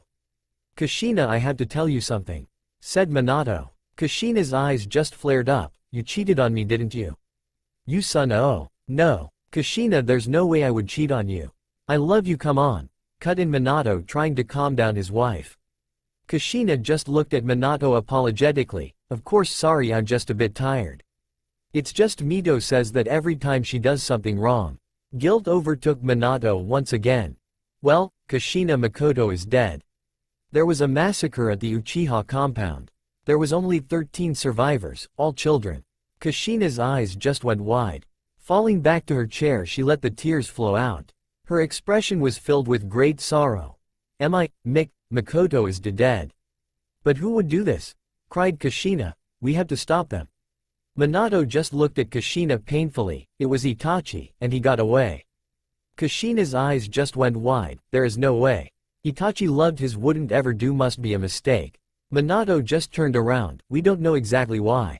He caught his brother under a powerful genjutsu that will probably leave him in the hospital for a while. He seemed to have killed all those who had the Sharingan, leaving him as the last one with an awakened Sharingan, besides Kakashi. Kushina just couldn't believe it. Her little Itachi had done that? She just sobbed harder into her hands. Though suddenly she stopped. What about Naruto? Is he alright? Getting up from her chair, she headed for his room. Minato following behind. Kushina, I doubt anything happened to don't have to wake him up. I mean, I doubt Itachi even knew about it. Shisui told me only he and Naruto did before he disappeared. Kushina just stopped walking. What do you mean disappear? Well, I sent him on a mission, and he never reported. Been marked as MIA, presumed KIA, sheepishly replied Minato. Kushina just stared at him. Naruto is gonna be so devastated. I'm still checking. And with that, Kushina hurried to Naruto's room. Minato following close behind. They opened his door a bit and peeked in. What they saw was Naruto silently sleeping in his bed. See, he is just sleeping, whispered Minato. Though Kushina noticed something else. Naruto was silent, too silent. She walked up and pinched Naruto's nose. Suddenly there was a loud poof and some smoke, revealing to be just a pillow.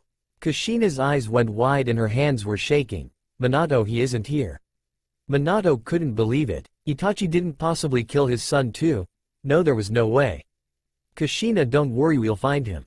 Just stay here. Quickly flashing back to his office to alert Anbu. Wait here. No way. She quickly ran to her room and put on her old ninja outfit and headed out. Hours later, Anbu had been furiously looking for the Hokage's son, yet he was nowhere to be found. Minato was beginning to panic. Did Danzo possibly take him during all the chaos? Then suddenly an Anbu appeared. Sir, he's been found by Lady Kushina. He's now being treated at the hospital. Minato looked up. Kushina? I told her to stay home. Doesn't matter now. Okay, call of the search. I'll be heading there myself. Yes, sir, replied the Anbu and disappeared. With that, Minato proceeded to use his Flying Thunder God technique to teleport to the hospital. Arriving in the main lobby, he dashed to the reception. At the reception was a young woman probably no older than says, I need the information on Naruto Namikaze now. The receptionist, not having looked up from her files, sorry, sir, Naruto is labeled as no visitors allowed by the Hokage. A tick mark on Minato's head formed. I am the Hokage. Receptionist jumped out of her chair, dropping all her files. Finally looking up, she couldn't help but stutter. So RRY, Lord Hokage. Quickly getting herself back up, she pointed down the hall on her right side. Down the hall to your right. The room will be the 5th door on the left side. Room number 45 inches. Minato just nodded and dashed down the hall. Turning to the right down the second hallway, he came to room 45. Arriving at the door, he quickly opened it and went inside. Having walked into the room, he noticed Naruto laying in bed. Kushina was sitting by his side looking very worried. Is he unconscious or resting? Thought Minato. Where did you find him? How's he? Asked Minato. Kushina turned and faced Minato. I found him right outside of training ground 31. He was just laying there totally knocked out, with his sword all bloody not too far from him. Seeing Minato's reaction at the last comment, she continued, no, it wasn't his blood. In fact, he has no injuries. I have no idea why he is unconscious though. I'm waiting for teas. Suddenly the door opened and a pair walked in. A busty blonde woman with a green robe, and a young lady with short brown hair. What's going on? What's wrong with Naruto? Demanded the blonde. Lady Tsunade, please calm down. Asked the brunette. How do you want me to calm down, Shizune? We've been here all night with the Uchiha massacre. Now Naruto is hurt. Minato, what type of Hokage are you? Demanded Tsunade, clutching her fist. You better have a good reason or else you end up just like your pervy sensei. Minato quickly backed away, sweating bullets, while waving his hands in the air. Tsunade, please CA. Minato was interrupted by Kushina. Tsunade, right now isn't the moment. We need to know what's wrong with Naruto. Tsunade, finally having remembered about Naruto, right? Shizune, I want you to read his report, while I do a diagnosis. Shizune and Tsunade went to work. Shizune grabbing the report, and reading through them, while Tsunade walked over to Naruto. Putting her hand over him, her palms turned green. Slowly she started to hover her hands all over Naruto. Strange. There's not any physical damage that could have caused him to become unconscious. As well, no signs of poisons, and quickly moving her hands to his head, she began to concentrate, closing her eyes. Then suddenly her eyes flung open. "This is worse than I thought," exclaimed Tsunade. Kushina and Minato moved closer with alarm. "What do you mean worse than you thought?" asked Kushina. "Well, if one is unconscious and there is no sign of physical damage, that means that they must have went through mental damage. Right now Naruto's mental state is shattered. It's actually as bad or as worse than the Uchiha kid. That's why he's unconscious," explained Tsunade. "What do you mean as bad as Sasuke's? What happened to him?" asked Kushina, frantically looking at Minato and Tsunade. Minato just looked down, already knowing what had happened to young Sasuke. Tsunade just sighed. Itachi, his brother, caught him in an unbreakable genjutsu which made him watch Itachi massacre the clan. He explained that in the genjutsu 72 hours passed, while in real life it was merely 5. Luckily I was able to take him out of his unconscious state since it was only a genjutsu. Yet, it still made a lot of damage in his personality and mental state. Kushina just gasped. She was still having trouble accepting the massacre, yet for Itachi to do that? She just shook those thoughts away. "Then can't you do the same to Naruto?" "No, what happened to Naruto wasn't a genjutsu. It was the real thing. It would be wiser to allow his brain to catch up with the information. Though if he doesn't wake in 6 days, I'll wake him from his unconscious state. For now it's wise to just let him rest, and hope whatever happened doesn't affect him too much." Tsunade gave Naruto a kiss on the forehead, and her and Shizune headed out to check on other patients. Kushina and Minato just stood there watching Tsunade leaving. Minato just looked tired and filled with grief. Kushina looked like she was gonna burst into tears again. "What type of mother have I been lately? I keep saying I want him to come back. Though what have I really done? I've just kept offering to train him. I don't even know what he really likes. Now you're here in so much pain. Yet I can't do anything because I don't really know much about your life." Minato interrupted her, thinking, "Kushina, it's best if you go back and rest. It's been such a long night, we're just gonna have to wait for him to wake up." "No," replied Kushina. Minato was a bit taken back. Kushina would usually agree with him. "Kushina, you have to remember that Naruto isn't your only child. You also have to worry about Mito." "No, I'm not leaving. Just like Mito isn't our only child. Tell me, Minato, do you have any ideas what could possibly have caused Naruto into this state? To get put in this mental state, his worst fear must have came true. Tell me, Minato, do you know what he is scared of the most?" Seeing that Minato had no answer, "Just like you can't tell that. Can you even tell me what his favorite color is? Dreams for the future? I can name all of Mito's but none of Naruto's." "No, I'm not leaving." Crossing her arms, and sitting down by Naruto. Minato just sighed, then suddenly all the guilt went rushing at him. He knew what Kushina had said was totally true. He actually wanted to stay too, but he had to remember that he was Hokage too. "You're right. I don't know any of that stuff. You can stay with him until morning, but if he doesn't wake up you'll go back and rest." "I need to get some rest, then I'll check up on you in a few hours." With that, Minato disappeared in a flash. Kushina just sat in the chair by Naruto, waiting for her son to wake up. 3 days later, Naruto's mind. "Naruto, you were like a little brother to me. Remember, I will always love you like one too." Naruto heard and watched himself kill Shisui over and over, felt like he had watched this a million times, yet he still couldn't process the information. It was like every time he watched it, it was a new memory. Then suddenly he heard a voice, "Move on." Naruto cocked his head. In front of him was an illusion of Shisui. "Wake up, Naruto. You can do it, just move on." Hospital room. Naruto suddenly jerked awake. Sitting up, he looked straight ahead. Looking to his left, he noticed the sun was high in the sky. It was just a bad dream. Then suddenly Naruto looks down to what he is wearing. He notices he is in the same outfit as the dream. Clutching his head, it can't be unless.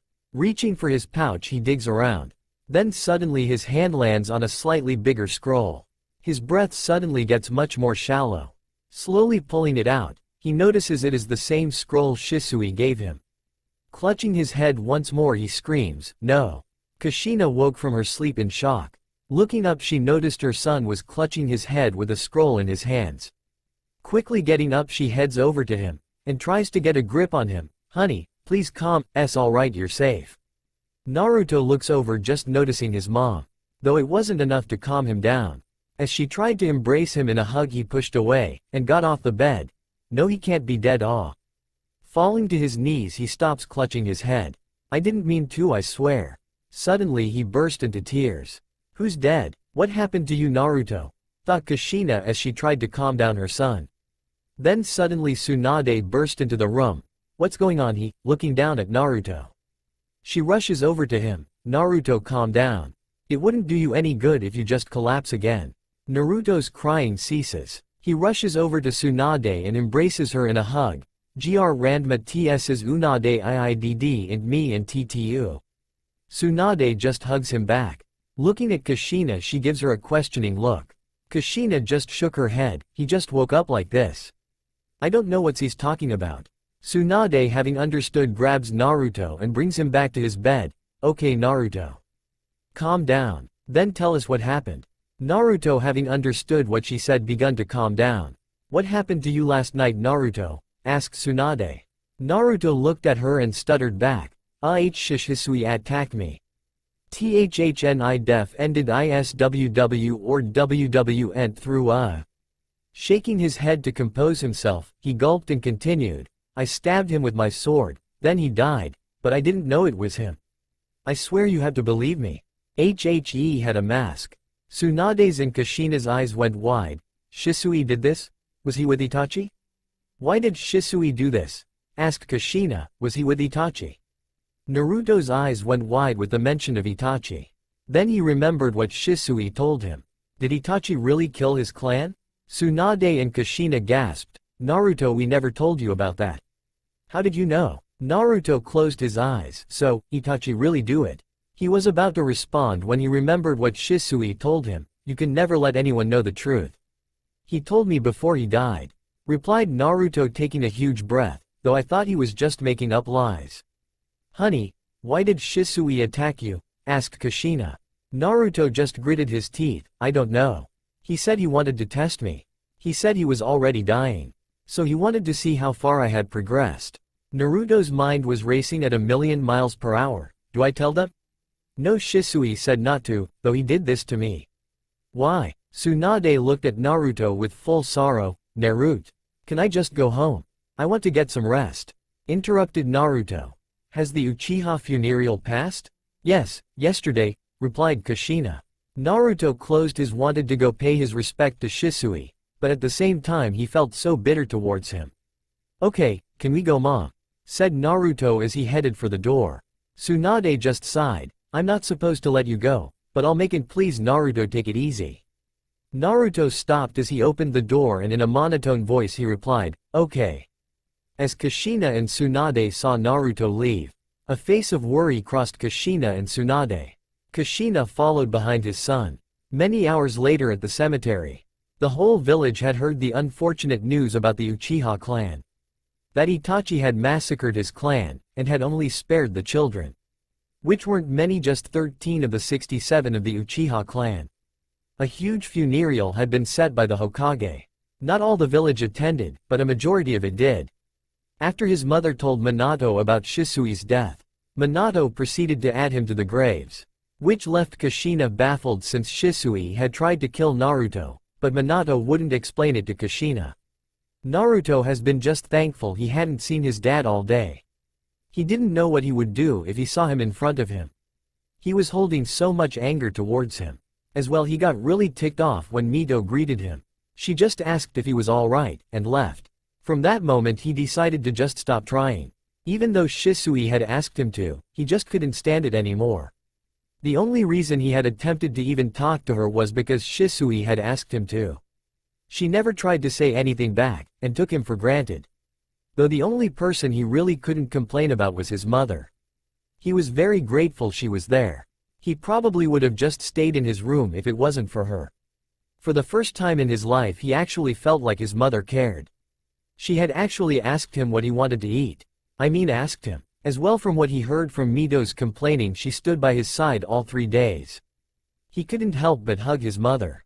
For probably the first time in his life he hadn't felt overlooked. Even after all of this, Naruto had decided he needed to go cemetery. He felt if he could find closure it would be there. Naruto was walking down the road to the cemetery. On his way he could see people looking at him. Some waved because he was the son of the 4th Hokage. Yet he saw some kids point at him and snicker. Naruto couldn't help but feel a bit anger. They're laughing at me just after what happened, though I have been in coma for 3 days.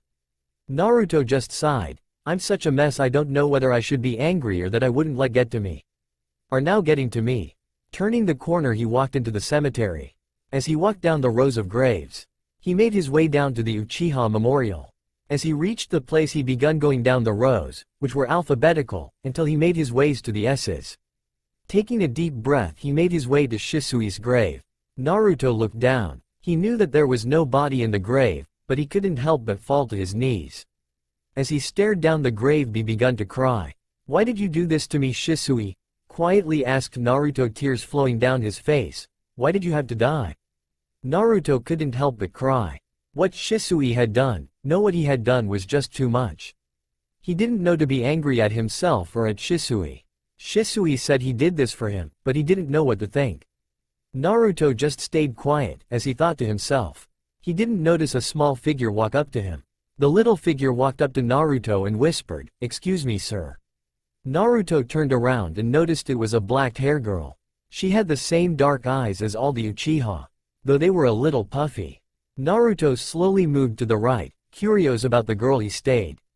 Naruto, taking a better look at her, noticed she looked a lot like Shisui, though in a feminine way.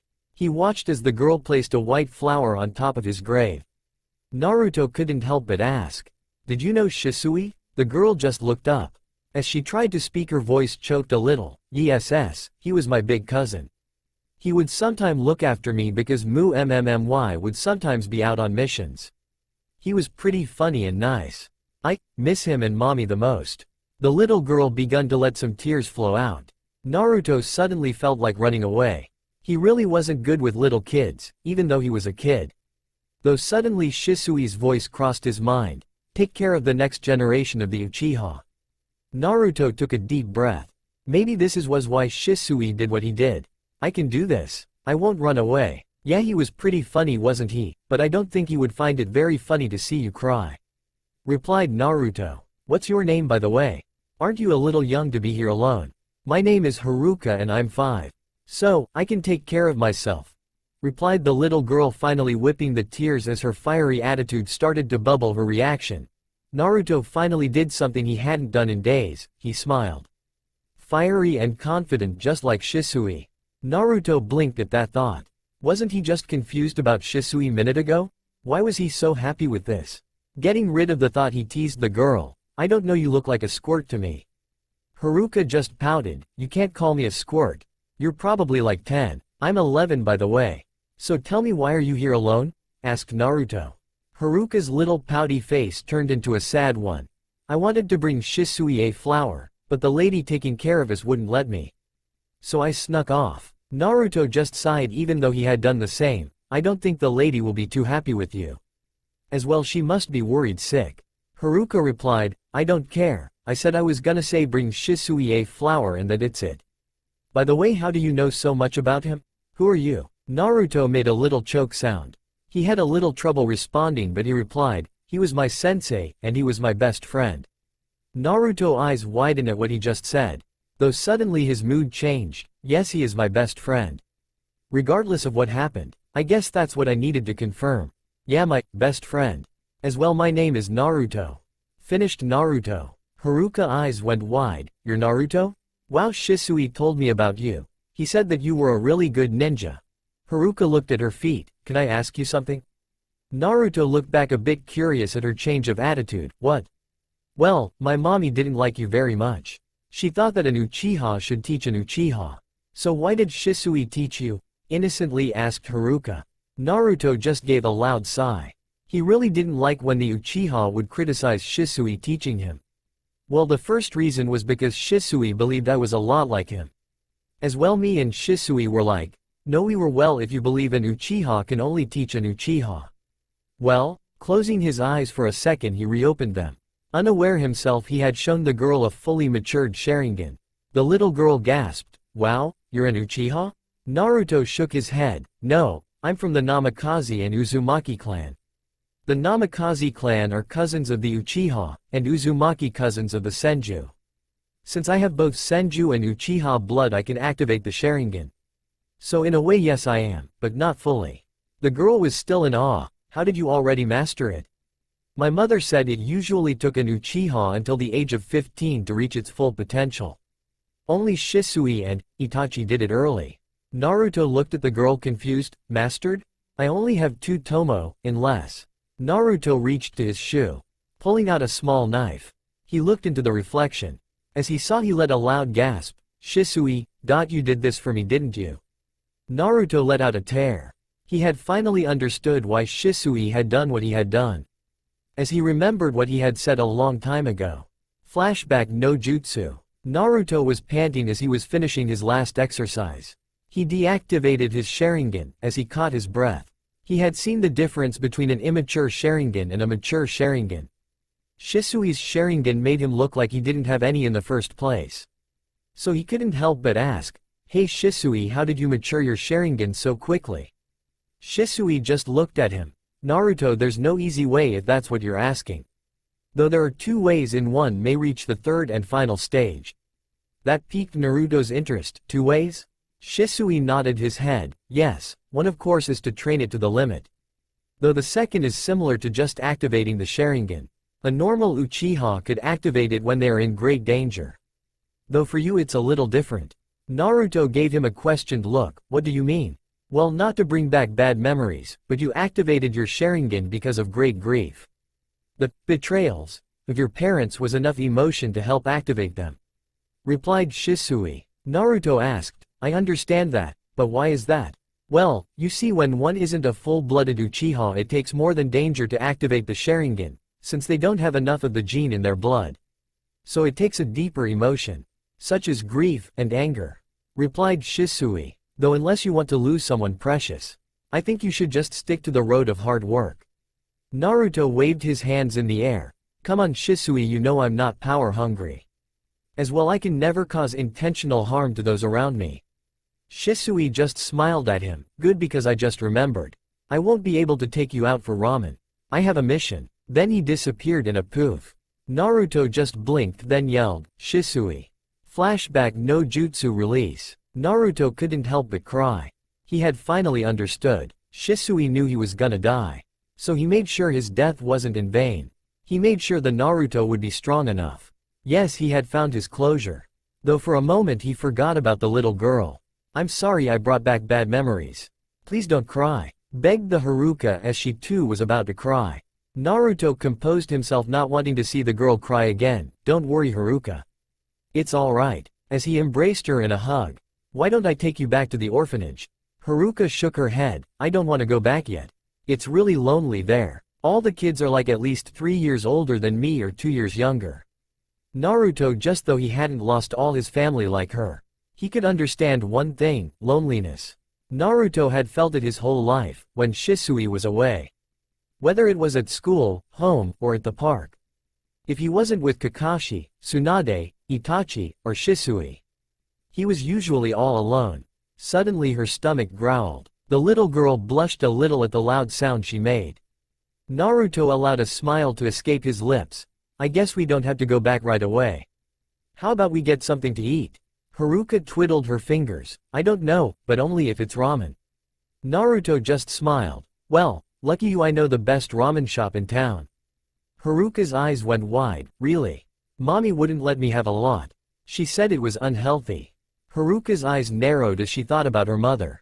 Naruto saw this. Well, that's what I thought so too. But the old man there has this special soup for me. It's filled with vegetables and lots of good meats. It's quite healthy actually. I bet your mother would have approved. Quote. Haruka looked at him. Really? Well, let's go. Grabbing him by the arm she dragged him out.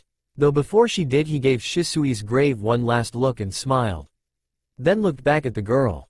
The little grieving girl he had seen a moment ago was now all smiles. It was like even if the world stopped spinning her smile wouldn't fade. As they raced to the shop, he couldn't help but to laugh with her. He was only 11 but he felt kind of silly. Naruto and Haruka sat down in the stand. Naruto called out, "Ayame 2 training specials." A brunette girl faced them, coming right up Naruto. As well, who's the girl? "My name's Haruka," answered Haruka for Naruto. Ayame laughed a little at the hyper girl. "It seems Naruto you have found your former self." Naruto just sighed and Haruka pouted, "I wasn't that bad, was I?" "Oh, Naruto, you used to be such a hyper kid before you started training.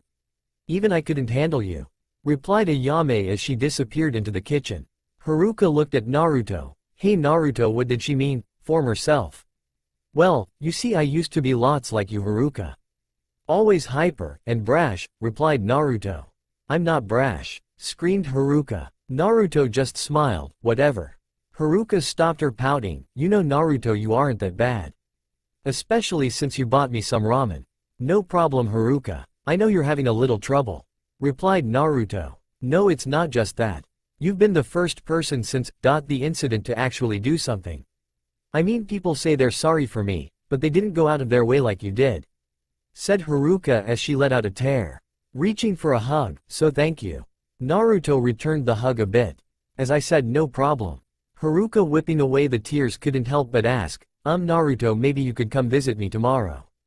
It's a bit lonely at the orphanage. So maybe." Naruto looked at the little girl. To be honest, he really didn't want to get too attached to her, since what just happened with Shisui, but he couldn't say no to her sorrowful face. "Sure Haruka. As well, once you start becoming a ninja. Well, if you become a ninja, I could train you too." Haruka's face lit up at Naruto's response. "Thank you Naruto. And yes, I want to become a great ninja like my mom and Shisui." Suddenly Ayame appeared. "Here's the food." Putting down 2 bowls, "Haruka, be a little careful, it's hot honey." "Well, time to eat," stated Naruto as he pulled out a pair of chopsticks, with Haruka doing the same. As Naruto was halfway through his food, "Thanks a lot big brother Naruto," said Haruka. Naruto choked on his food. "What did you say?" Haruka was a bit nervous at his response. Well, my mother said that her older brother always took care of her, and you're taking care of me. So you're kind of like my big brother." Looking down into her bowl, "I'm sorry if I upset you." Naruto's grin was so wide it almost fell off his face. "Maybe I can't find a sister in Mito, but Haruka, I promise to protect you." "It's fine Haruka." Naruto returned to eating his food, perfectly fine. Haruka smiled and reflected, "Maybe I didn't lose all my real family in massacre." "Alright big brother," as she returned to eating her bowl. Unnoticed by her, Naruto stared at the space in front of him. "I truly understand why you did it, no Shisui." Looking at Haruka, "To protect those close to you. To protect Haruka, the rest of the Uchiha kids and me. So this is the will of fire. And I will be the next to carry the torch." 3 months later. It had been 3 months since the Uchiha incident. 6 months until he would be able to become an official ninja. Even though he had flirted with the idea of graduating 2 months ago, he remembered his promise to Shisui. As well, he had another reason. He also wanted to spend more time with his new little sister, Haruka. He remembered the first couple days visiting her. She was so excited she couldn't help but bounce all over the place. Naruto had a bit of trouble handling her. Yes, he had been the same at the age of 5, but this was ridiculous. The little girl couldn't stay still for more than 5 minutes. She always wanted to do something that Naruto had never done before. Things he should have done, but he was too obsessed with becoming a ninja. Yet, through all the embarrassment and headaches, Naruto couldn't help but love the little girl like a real sister. He would always spoil her with his pocket money. As well, do almost anything with her. As well, he couldn't wait until she became older to start teaching her how to become a ninja. Though this would all have to wait because now Naruto was stuck in the middle of his academy class. Naruto was sitting in the far back left corner of the room. He was sitting in the sit by the wall, while Shikamaru and Choji occupied the other 2 seats. Shikamaru was just sleeping, and Choji was silently eating away at some chips. Naruto was debating whether to ask his mother for help in Fuinjutsu. Fuinjutsu would be perfect for the technique I'm creating. Though it would be a while until I actually use it. Should I ask her? I mean, she has been much nicer to me, and spending more time with me. Maybe I should give her a chance. Then suddenly two pieces of chalk went flying toward his direction. He was able to notice that one piece was aimed at him, and the other at Shikamaru.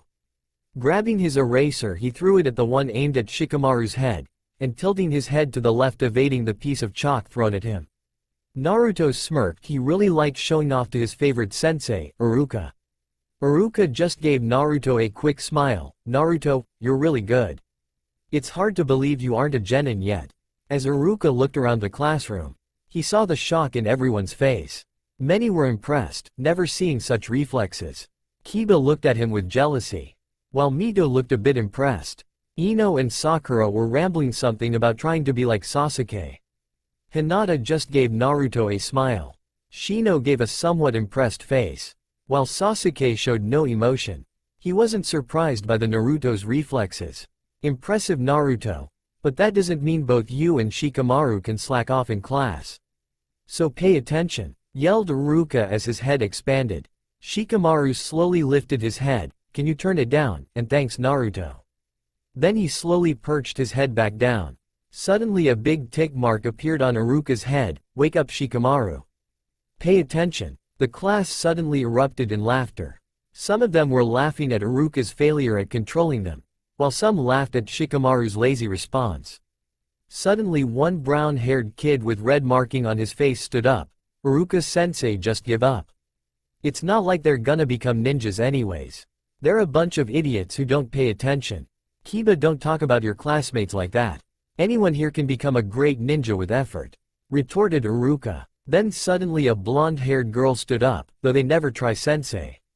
There's no way they can become great ninjas. Ino, said Iruka as he was interrupted by Naruto. Shut your mouth, Ino and Kiba. You see, the reason we don't pay attention to this is because we already know it. As well, being a ninja isn't just about knowing your history.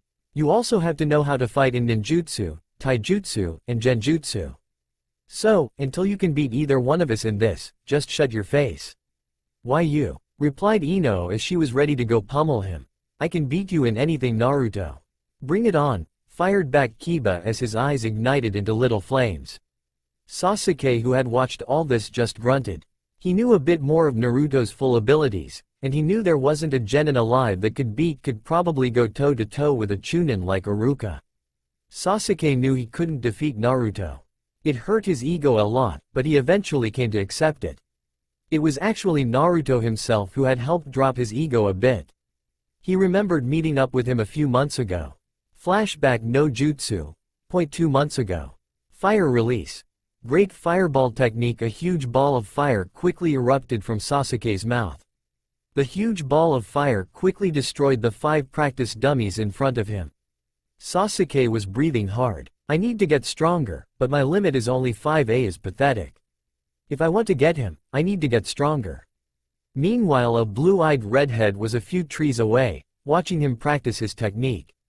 Naruto's eyes quickly changed from their deep blue to a bloody red, with 3 tomo around the pupil. Naruto watched curiously with his Sharingan. He could tell that his problem was that he had below-average chakra control, therefore hindering his growth in the technique. Though his Sharingan could also see the hatred in his eyes. So much hatred. I see what Haruka meant. Flashback inside a flashback. Naruto was walking down the village with Haruka perched on his shoulders. Naruto was taking Haruka back to the orphanage. After they had gone to the were just enjoying each other's silence as they made their way there. Suddenly Haruka broke the ice. Hey big brother, can you do me a favor? Asked Haruka. Naruto gave Haruka a strange look. She wasn't the one to dance around something. She was usually quite blunt. What is it, Haru? Haruka gave him an angry look. It's not Haru. It's Haruka. Whatever, Haru. Smirked Naruto as he looked up to her pouty face. So, what is it? You're usually quite straightforward about wanting something. Haruka dropping her pout. Oh yeah. I was wondering if you could talk to Sasuke. Naruto gave her a curious look. Taking her down from his shoulders, he put her on the ground.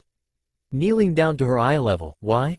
Is he bothering you? Haruka gave a shrug. Not really, but he is always so lonely. As well, he only talks about getting revenge on Itachi. I told him that you said that revenge was pointless, but he wouldn't listen. Haruka started to look glum. So, I was wondering if you could help because I don't want to lose any more family. Naruto responded with a sigh. I forgot about right. I have to do something about it. What was Itachi thinking? For being such a genius he really screwed this one up. I guess it was the only way to shrug any suspicions on the village. What to do? What to do? Don't worry about it, said Naruto as he kept giving the situation some taking his attention from it. He teased Haruka. I'll take care of it. Anything else my little Haru? Haruka gave him an annoyed look. Then suddenly a big grin covered her face. Well, now that you mention it, how about some ice cream? Naruto backed off. Haruka, I don't know, last time the orphanage lady almost killed me for bringing you late. Haruka did the only jutsu she knew, puppy eye jutsu. But, you said, if I wanted anything else. And I want ice cream, I thought I was your little Haru. Naruto tried to look away, but he fell victim to her puppy eyes. Fine. Yes, I want chocolate and vanilla, screamed Haruka. Naruto grabbed her hand looking defeated. Let's go. Flashback inside of flashback end. I really need to be careful around just talking with him won't work. Maybe I should. He watched as Sasuke went through the hand signs for the fireball jutsu. I guess it's now or never. Just as he released his jutsu, Naruto jumped in front of his target. Going through his own hand signs, water release, wild water wave. Suddenly a large jet of water was shot out of Naruto's mouth. The jet of water collided with the fireball, canceling out the technique, leaving behind a small amount of mist. As the mist cleared, Naruto was facing directly in front of Sasuke. Sasuke just looked at Naruto angrily. What does he want? He's interrupting my training. What do you want? Bluntly stated Sasuke. Naruto shrugged his shoulders. I was wondering why you were training so hard.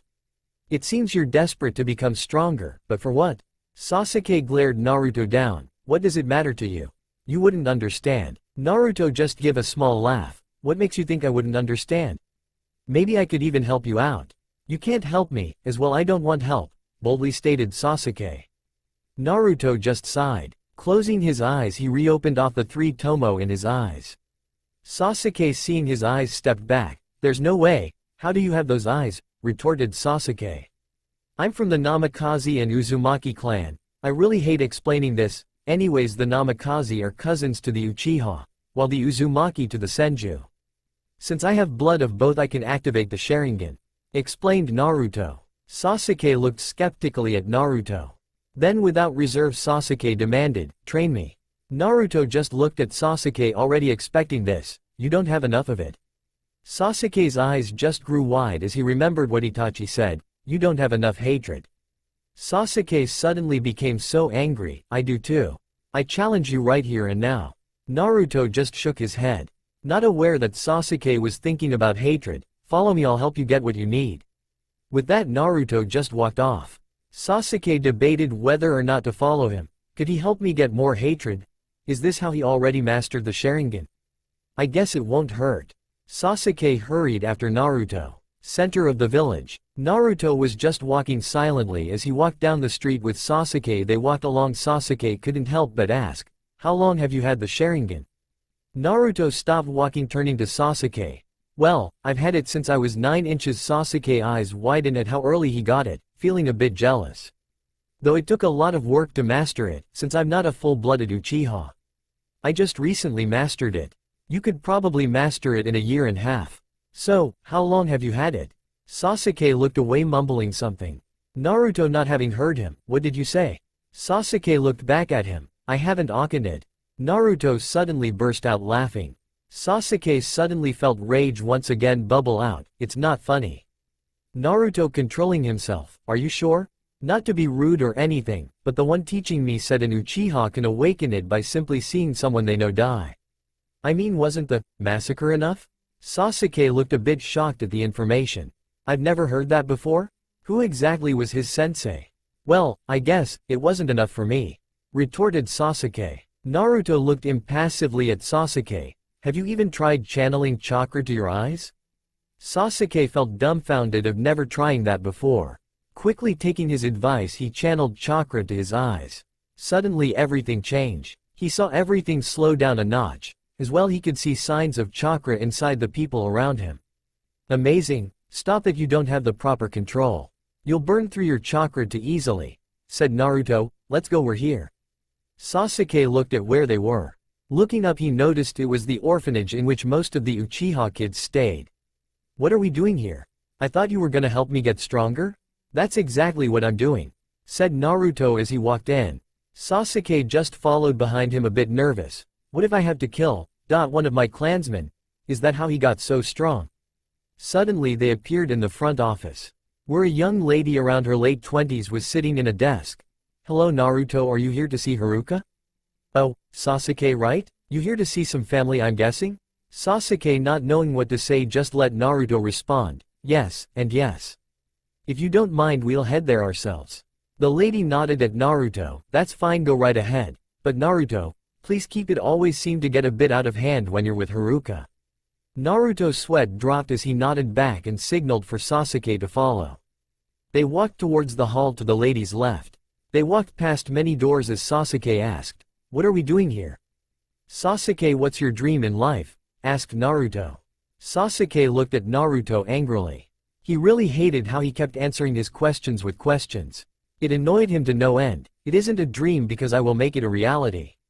My goal is to restore my clan to its former glory and—" "Stop right there," said Naruto. "You said you want to restore its former glory, right?"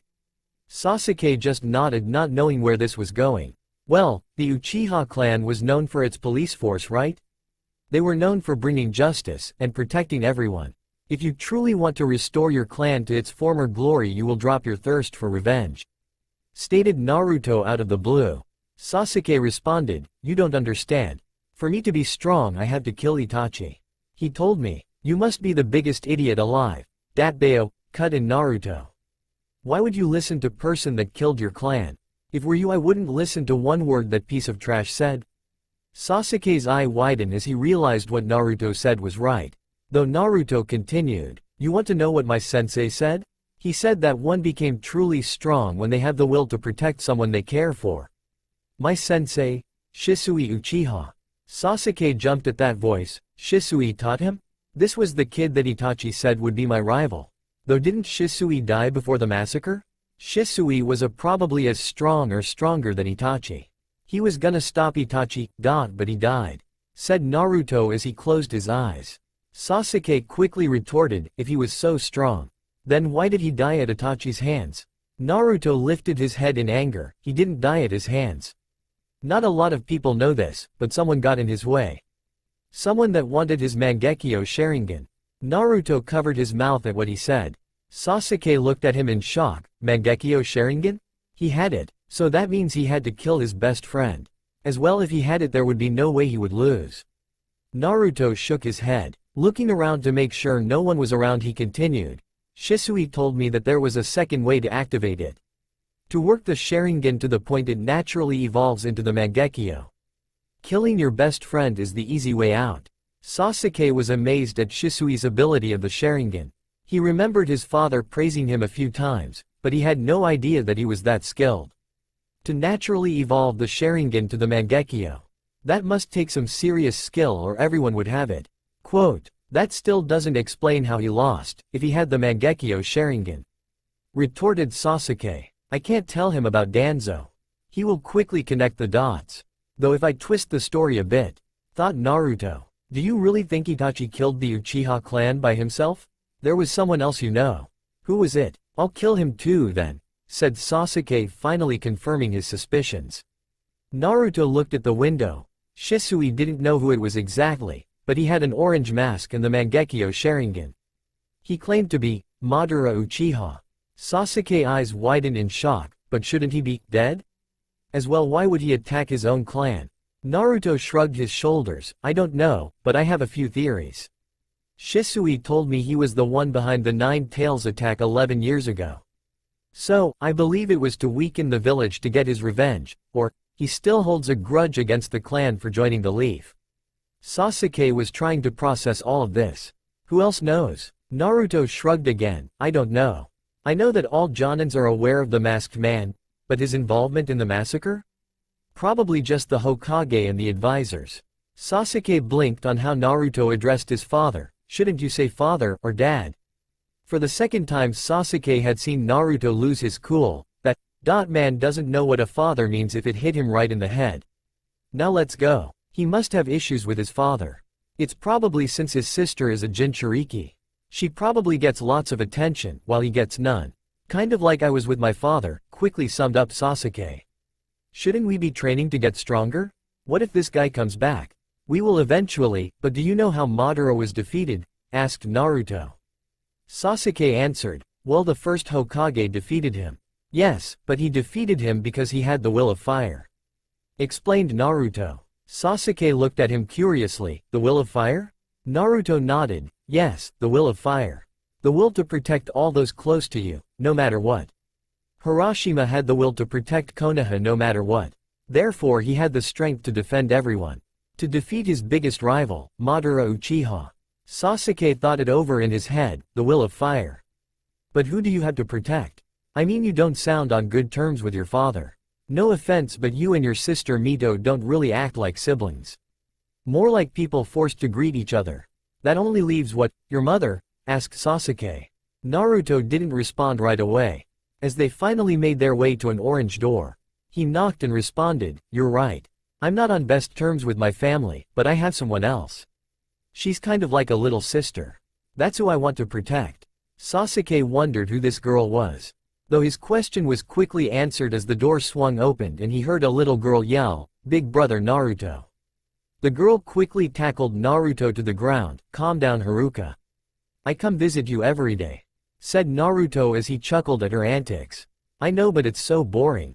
Want to go tea? Haruka stopped talking as she noticed who was with Naruto. Hi big cousin Sasuke. Sasuke looked at the girl, remembering who she was. Wasn't she like the daughter of mother's cousin, Mina? Haruka, said Sasuke. Haruka deadpanned at his response, what? Sasuke felt his eyebrow twitch a little. Naruto laughed at Haruka's reaction. Then suddenly a few other kids appeared at the door. Hey, it's cousin Sasuke, yelled a 9-year-old with his brown hair in a ponytail. Shut up Ken, retorted another boy with black hair hanging to his shoulders. He was probably around 8 years old. Make me Katashi, retorted Ken.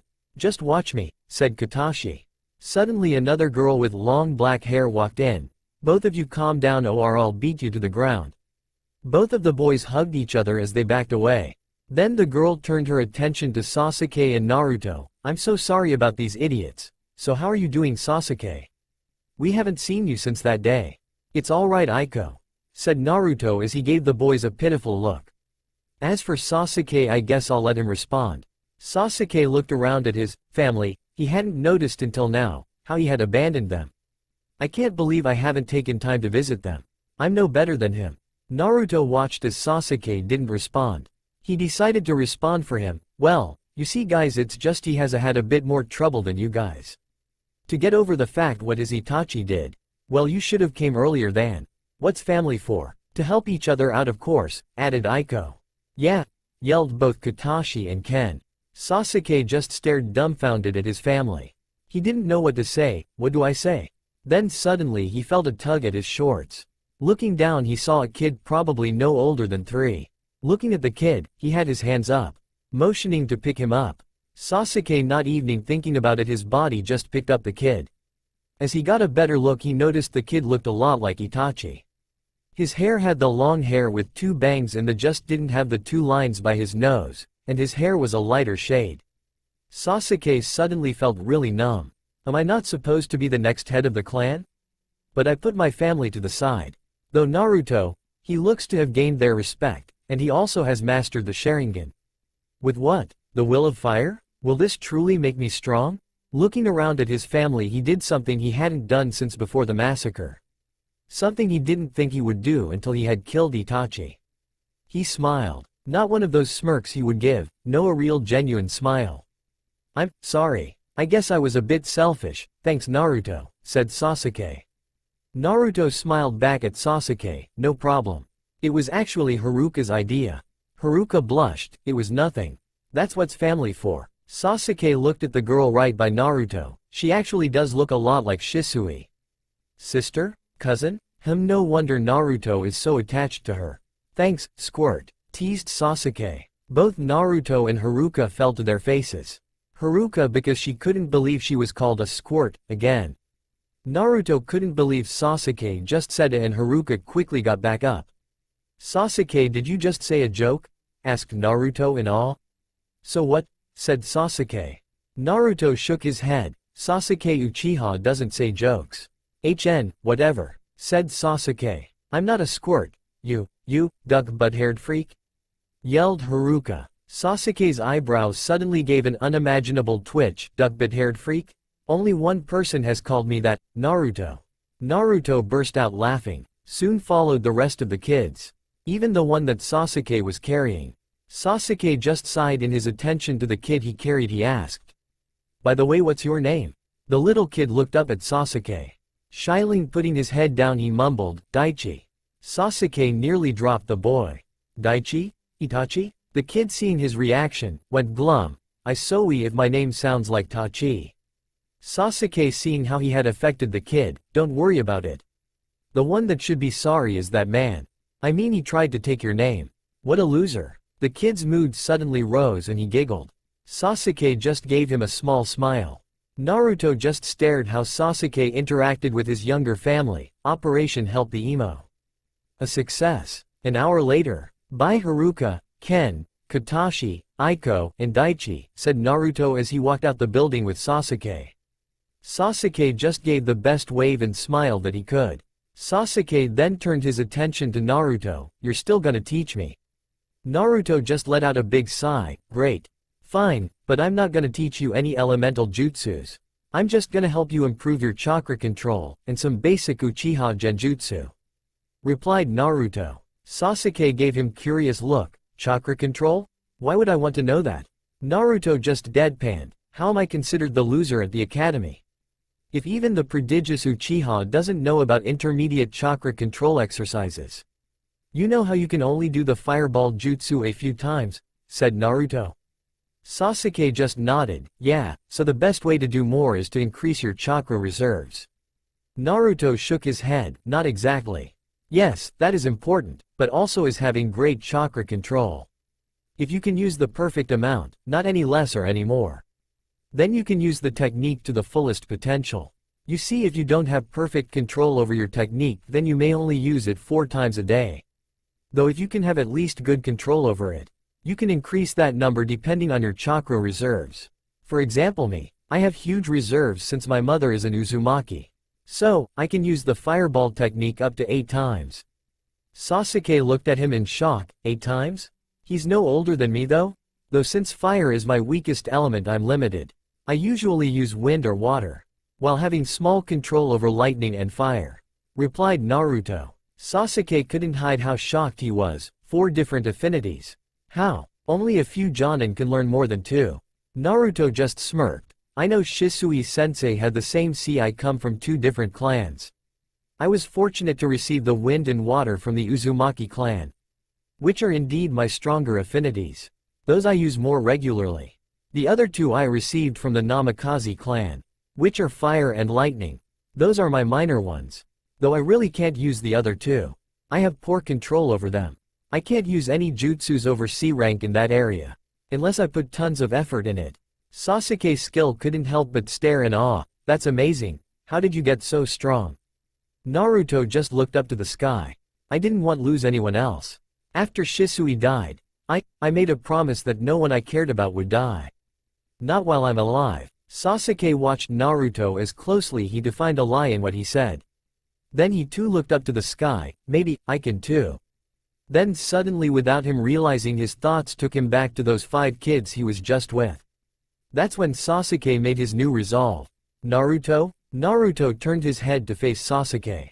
"What?" Sasuke without looking back responded. "I'm still gonna kill Itachi." Naruto was just about to protest when Sasuke continued. "But first I will become strong, and look after those kids. I finally realized that they are more important than worrying about him. But once they grow up, I will kill him." Naruto smiled. "This went better than I thought. Let's go do these chakra control exercises," said Sasuke as he turned to walk down the road, toward the training grounds. Naruto sighed. "Well, I guess some things don't change." Seeing that Sasuke had stopped to wait for him, he pondered more. Go home and listen to Mito talk about Ino's new haircut, or watch how Sasuke comically fails and whines about it. I guess it's settled. Sasuke, wait up. Let me buy some kunai, said Naruto. Sasuke just raised his eyebrow, whatever, hurry up. Flashback no jutsu end. Sasuke gave a small smirk. These guys have no idea about you, Naruto, but don't worry, I'll be sure to give you some competition. I will definitely surpass you, but I feel like Itachi will come first. His resolve is weak against mine. Though yours is a different story. Sasuke watched how Naruto and Kiba almost engaged in a small fight, though Iruka was able to break everything up. Iruka suddenly yelled out, "Alright, class, since your classmates feel so confident about knowing everything that is needed to know, I will be giving you a pop quiz." Suddenly a bunch of the kids groaned. Great, thought Sasuke as he fell back to his emotionless state. After the academy, Sasuke and Naruto were walking out of the academy. Naruto had made a clone to distract Sasuke's herd of fangirls. "So, we're gonna train today? I kind of wanted to take on a sword similar to yours," asked Sasuke. Naruto just gave him a grin. "Oh, like me, huh? Next thing you know you'll be taking my clothes." Sasuke retorted, no way.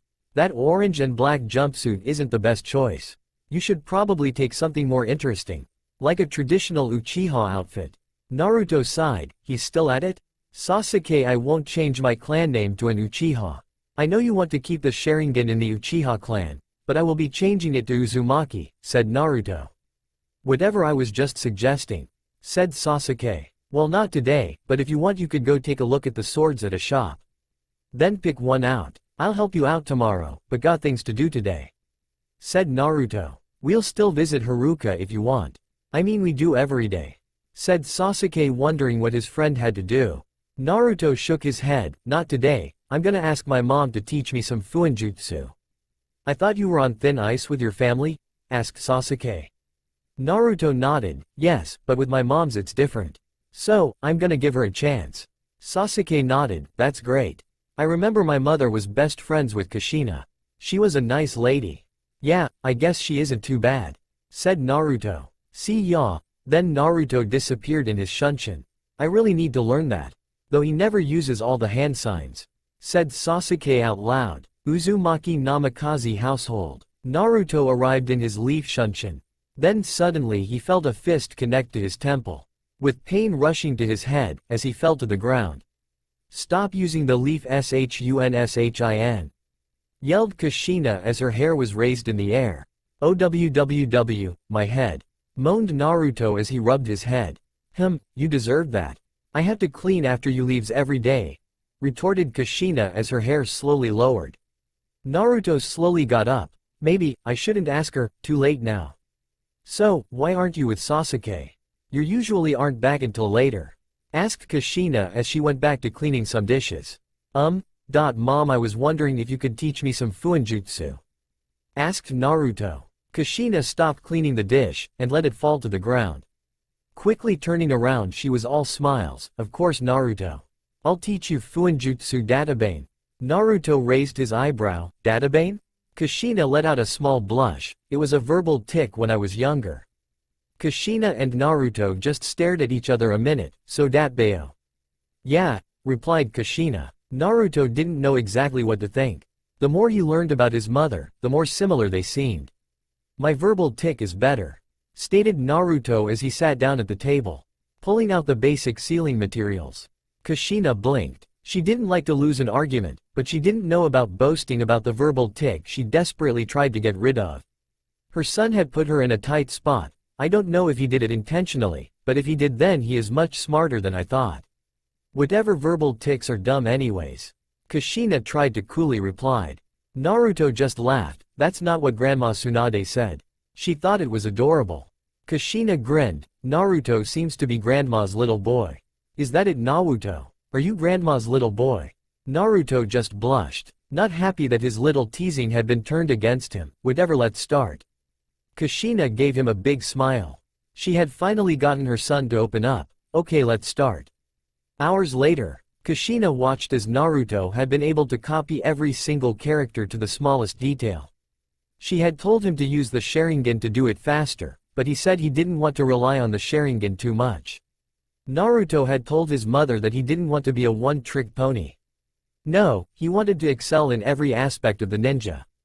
This swelled Kushina with pride. Though even without his Sharingan his eyes were still able to copy every character to the smallest detail. Something that usually takes about 2 days, took him 4 hours. You're very talented, Naruto. If you want we could start the basics of a regular sealing scroll. Then completely master it in a week or 2. Offered Kushina. Naruto shook his head. No, I'm going to meet someone. As well I want to make sure to remember all the characters first. Kushina just nodded. Good choice. I was usually too eager when learning about Fuinjutsu, making many small mistakes. Thankfully none of them were serious. Though who are you meeting? Is it a girl? Giggled Kushina. Naruto blushed at what his mother was thinking. He quickly collected himself and responded, matter in fact I am. Kushina's teasing face turned to a surprised one. He's already seeing a girl. Why didn't I know? Naruto just grinned. Hee hee, I so got you. Kushina's curiosity got the best of her. Who is she? Can I meet her? Naruto grinned even more. Why would you want to meet her? We're just friends. Kushina waved her hands in the air. Well, why wouldn't I want to meet your friends? It doesn't matter that she is a girl. Naruto smiled, her face when she realizes. Fine, keep up, said Naruto as he formed a hand sign and disappeared in a leaf shunshin. Kushina growled, Naruto, as she too disappeared in a shunshin. Outside the orphanage, Naruto was standing outside of the orphanage. He was waiting patiently for his mother. Suddenly Kushina appeared, and she made her way angrily toward Naruto. Naruto, I told you to stop using the leaf shunshin, growled Kushina. As well how could you leave not telling me where you went? I had to shunshin 5 times until you came in rage of my sensing abilities. Naruto shrugged, I told you to keep up. Kushina was about to hit him until he begun to walk into the orphanage. Kushina looked up wondering who the girl could possibly be. Does she live here? Asked Kushina. Yes, said Naruto. Kushina and Naruto walked into the front office. Greeted by the same lady as before. Naruto, I thought you weren't gonna come today. Haruka wouldn't stop asking about you, said the women. Naruto nodded, don't want to keep her waiting. The women nodded, go right ahead. Kushina was pondering, Haruka? Naruto walked down the same right hall as he had with Sasuke. Naruto and Kushina made their way to an orange door. Naruto knocked, and waited. Kushina then blurted, is this girl your girlfriend? Naruto laughed, there's no way she would be my girlfriend. Kushina raised her eyebrow, why not? Naruto was about to respond when the door opened up. Then suddenly a black blur dashed to Naruto and tackled him. Big brother, you're late. Naruto laughed, you can't tackle me every time I bring someone dat bayo. Haruka looked up finally noticing Kushina, I'm sorry I didn't know. Turning her attention to Kushina, hello I'm Haruka Uchiha. Who are you? Kushina was a bit taken back, big brother? Uchiha? I guess Naruto really cares about the remaining Uchiha clan. He even lets one call him big brother. I've never heard Mito call Naruto like that. With so much love and devotion. I'm Naruto's mom, Kushina Uznamikaze, said Kushina. Haruka's eyes widen a bit. You're Naruto's mom? But you look like a tomato. Kushina's eye gave a very irritated twitch. Tomato? What did you call me, squirt? Shouted Kushina. Now it was Haruka's turn to get mad. I'm not a squirt. Naruto just sweat dropped. Haruka, why do you have to insult everyone I bring? Moms, she's just kidding, awkwardly laughed Naruto. No, Naruto covered her mouth, and gave his mom a smile. Kushina just accepted and moved on. Fine, I'll be going, Naruto. I'll see you at home later. It was nice to meet you, squirt. Kushina walked out the door heading home. Naruto just let out the big sigh he was holding, then he let go of Haruka. Haruka fell to the ground, though quickly getting up. She yelled, how dare she call me a squirt? That tomato-looking freak. Naruto just sweat dropped. Haruka, you can't insult people, and expect them not to insult you back. As well you kind of are a bit of a squirt. Haruka punched Naruto in the arm. Whatever, let's go get some ramen. I've been waiting for you. By the way, where were you? Naruto picked up Haruka and replied, sure, I'm kind of hungry too. As for the latter, I was doing some special training. Big brother, why do you train so much? Asked Haruka. You're already plenty strong. Naruto gave Haruka a big smile, to protect you of course.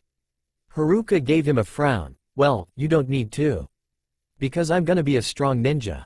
Then I'll be the one protecting you. Naruto just flicked Haruka's nose. Until that day I'll have to protect you. So I can't slack off. Can I? Haruka just pouted. Stop that.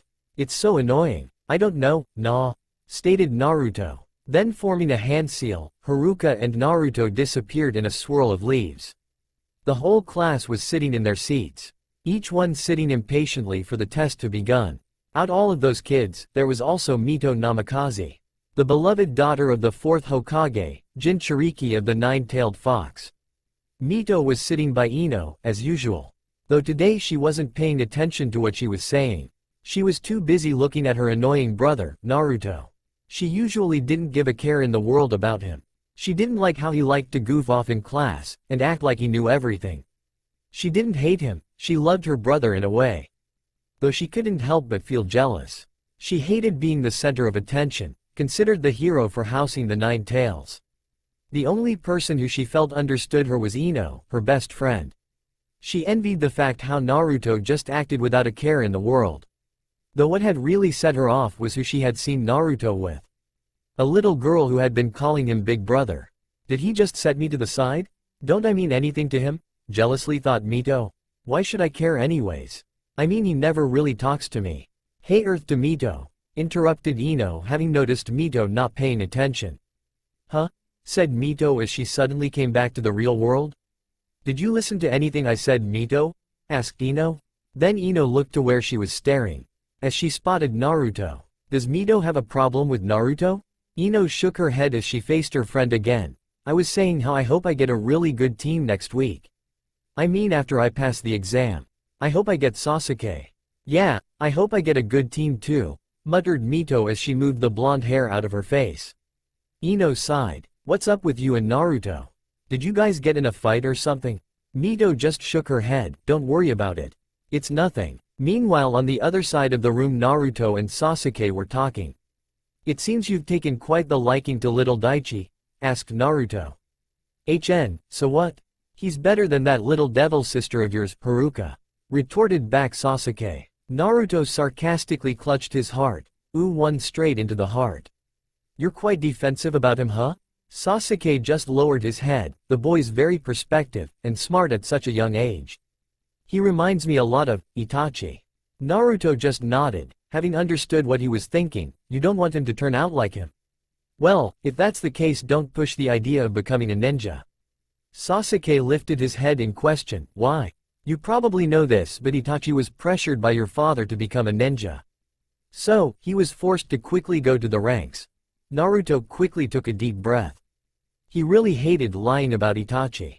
So, he probably just cracked under the pressure. That's probably one of the reasons he ended up. Sasuke just nodded, letting him know what he meant. An eerie silence overtook them. Then they continued their conversation. You're right, we shouldn't pressure any of them, replied Sasuke. Naruto added, yeah, we should let them take it slow and steady. I heard that the academy are now making them go 6 years, starting at the age of 6. So, Haruka will probably be joining since her birthday was 3 weeks. Daichi won't have to worry about any of this, since he just turned 4 not too long either. Quote, replied Sasuke. Naruto just sweat dropped at the classic Uchiha grunt. I'm so glad Haruka is nothing like the average Uchiha. Though I wonder how she will do when she joins the academy.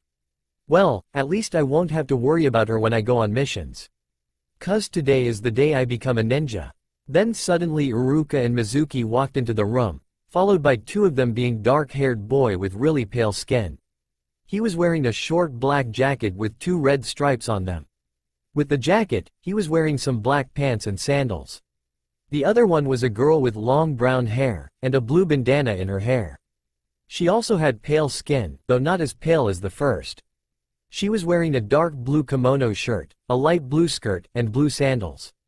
Many of the students, included Naruto, were wondering who they were. Though their question was answered as Iruka spoke up. Hello, class, as many of you know, we will be taking our final exam today. Iruka then motioned the kids to come forward. These 2 kids will be taking the exams with us. They might even end up being on your team, if they come to pass. Then most of the class begun to groan and shout stuff like, that's not fair. They should have taken the class too. Iruka then expanded his head and shouted, shut up. The class then settled down. As soon as they did, Iruka continued, they have had private tutoring, that's all. The girl is Yakumo Kurama, spoke Iruka as he pointed at Yakuma. Yakuma looked very nervous and was acting a bit shy. Then Iruka pointed at the boy is Sai. You guys may take a seat, said Iruka as he gave both of them a smile. Naruto watched as Sai quickly found the closest seat, which was right by Kiba. He then went on to make some comment about dog breath, which Naruto comically watched Kiba go into a fit. Naruto just chuckled, then the chuckle turned into a serious look. This kid fits the perfect description of a rude Anbu. Well, according to the scroll Shisui gave me, his smile is fake, and he's bad at interacting with others. I wonder if he's a spy, or father got him out of root. Regardless, I will be keeping my eye on him. Naruto then looked at the other new kid. He watched as she was still nervously trying to pick where to sit. Naruto looked to the where Sasuke and him were sitting. Since he cornered Sasuke into the wall, his fangirl stayed away, leaving an extra seat. I guess I should get this girl's story. Kurama clan? Specialists in genjutsu. I wonder if this could be the girl that father mentioned? The one that had awakened their special Kekkei Genkei. Quote, waving at the girl to get her attention. He succeeded as the girl had turned to look right at him. He then motioned at the empty seat by him. He watched as the girl hurried across the room and sat by him. Hi, I'm Yakumo, said Yakumo as she sat down. Naruto, replied Naruto. Then he pointed at Sasuke, and the emo here is Sasuke. Sasuke just grunted, shut it whiskers. Naruto's eyes turned into red flames. Why you? Yakumo then interrupted Naruto with a small giggle. Well, then nice to meet you, Sasuke. Naruto and Sasuke both blinked. Did she just act like a normal girl around Sasuke? Me? Nice to meet you too, Yakumo, replied Sasuke, already gaining some respect for the girl. Wow, you're like the few of couple of girls that can resist Sasuke. What's your secret? It must be some medicine, right? I always had a feeling the girls in this class were crazy, stated Naruto as he received a bunch of glares from the rest of the girls in the class. Naruto then just chuckled nervously, as Yakumo just let out another giggle. You're quite funny, Naruto. I was a nervous wreck a minute ago, and now I can't stop laughing. Naruto just smiled. Well, that's me. So anyways, what were you doing before you came here? I mean, who was teaching you? Then Yakumo's expression took a sad one. Well, I was being taught by a teacher who specialized in genjutsu, since my clan specializes in it. Naruto nodded, already knowing this. Well, I really wasn't even supposed to be here. My teacher marked me as unfit to be a shinobi. She said I couldn't control my jutsus properly. Though the 4th and 3rd Hokage decided to give me a chance to prove myself through this test. Naruto was clutching his fist. Unfit to be a shinobi. Well, you better prove them wrong. You can never ever let anyone tell you that you can't do something. 'Cause only you have the power to control what you can and can't do, Datbeo, said Naruto. Yakuma was a bit taken back by his response. Prove them wrong. Then she smiled. You're right, Naruto. Thank you, I needed that. Naruto just gave her a big thumbs up, while Sasuke just smirked at Naruto's antics. Naruto, you may be one of the smartest people I know, but sometimes you act like such a kid. Though yet you can bring the best out of most people, HN. Inspiring speech, Naruto, but can you turn it down? Asked Shikamaru as he stood 2 desks behind him. Naruto just smiled at his other friend. No can do. Shikamaru then muttered, redheads are so much troublesome than blondes. This then caused some commotion with the blondes of the class, all led by Ino. They all begun to verbally attack Shikamaru. Then Iruka interrupted them. Alright, class, settle down. We will begin with the written portion. Then we will continue with taijutsu and ninjutsu. Iruka quickly passed out the test, and begging the exams. They had 30 minutes to finish it up. Though Naruto finished it in 15. So he was stuck waiting for 15 minutes. Though as soon as the tests were collected, Mizuki led them outside for the taijutsu portion, while Iruka graded the written portion. As they came outside, Mizuki explained the rules. Alright, simple enough. I will challenge each one of you inside this circle. Your objective is to stay inside and keep up for at least 3 minutes. I will continue until you're either forced out, or you reach the 6-minute mark. The longer you stay in, the more points you will score. As well, you can't use any weapons or jutsus. Just taijutsu. Many kids nodded their heads. Some of the civilians looked nervous. Though all the clan kids were relaxed. They normally did this with their families. As well, it was just 3 minutes. Naruto watched how most of the civilians ended up barely passing the mark. There was 1 or 2 that made it up to the 5-minute. Was kind of surprised that Sakura was able to make it up to the 4-minute mark. When a clan kid finally went up, Shino, he only managed 4 minutes. Which was reasonable enough to Naruto since his clan specializes in bugs, usually long distance. Then came Shikamaru, who could have made it farther, but just stopped after 3 minutes. Then went Choji, who did the same since he was too lazy to continue. Yakumo only lasted 4 minutes. Ino, Mito, Hinata just barely missed the 6-minute mark. Kiba and Sasuke though did manage to last all 6 minutes. Then second to last came Sai. He only lasted 5 minutes, but it made Naruto uneasy. It almost looks like he's trying to hold back. "Naruto Namikaze, you're the last one," called out Mizuki. Naruto just stepped into the ring. He then got into his own combination of the Uchiha and Uzumaki style. He had learned from his mother and Shisui. Mizuki then smirked, "Good, I just had to have him fail. Then my plan will be set in motion." The smirk made Naruto a bit. He didn't have time to think about it because Mizuki yelled, "Start." Mizuki then started to furiously attack. Thanks to Naruto's great reflexes, he was able to dodge most of the vicious blows. As well, even without the Sharingan, Naruto could keep up with all his movements. Naruto watched as his movements got faster and dirtier. Mizuki started to try to get a knockout punch. Though to his surprise Naruto kept up. The rest of the class watched at the speed that they fought. Even Mito looked impressed at her brother's skill. "He's trying to purposely make me fail. As soon as the 3-minute mark comes along, I'll take him out," concluded Naruto as he dodged another punch. "This brat is good," thought Mizuki as he kept trying to take him out. Now as soon as Naruto noticed the clock hit 3 minutes, he countered. Letting Mizuki's punch slide into the inside of his punched him right in the stomach, forcing him to stop dead in his wrapping his arm in a bear hug. He swung his body over his arm. Leading with his heel, he let his heel connect to the top of Mizuki's head in a downward motion. His heel kick slammed Mizuki's head into the ground, knocking him unconscious. Then Naruto jumped off to the side. Most of the class stared in awe and shock. They had just seen an academy student take down a Chunin. Even though they were about to become genin, this was unheard of. Naruto just smiled at his accomplishment until he heard Iruka yelling, "Naruto, you're not supposed to knock out the teacher." Naruto just shrugged. "I was getting a bit bored, so I decided to speed things up." Iruka just sighed. He didn't know what to say. It was unheard of a student knocking out the teacher. Especially one bold enough to do it during the exams, risk of getting disqualified. He decided to just let this one slide. "Let's move along to ninjutsu portion, while I take Mizuki to the infirmity." So with that, Iruka took Mizuki to the nurse.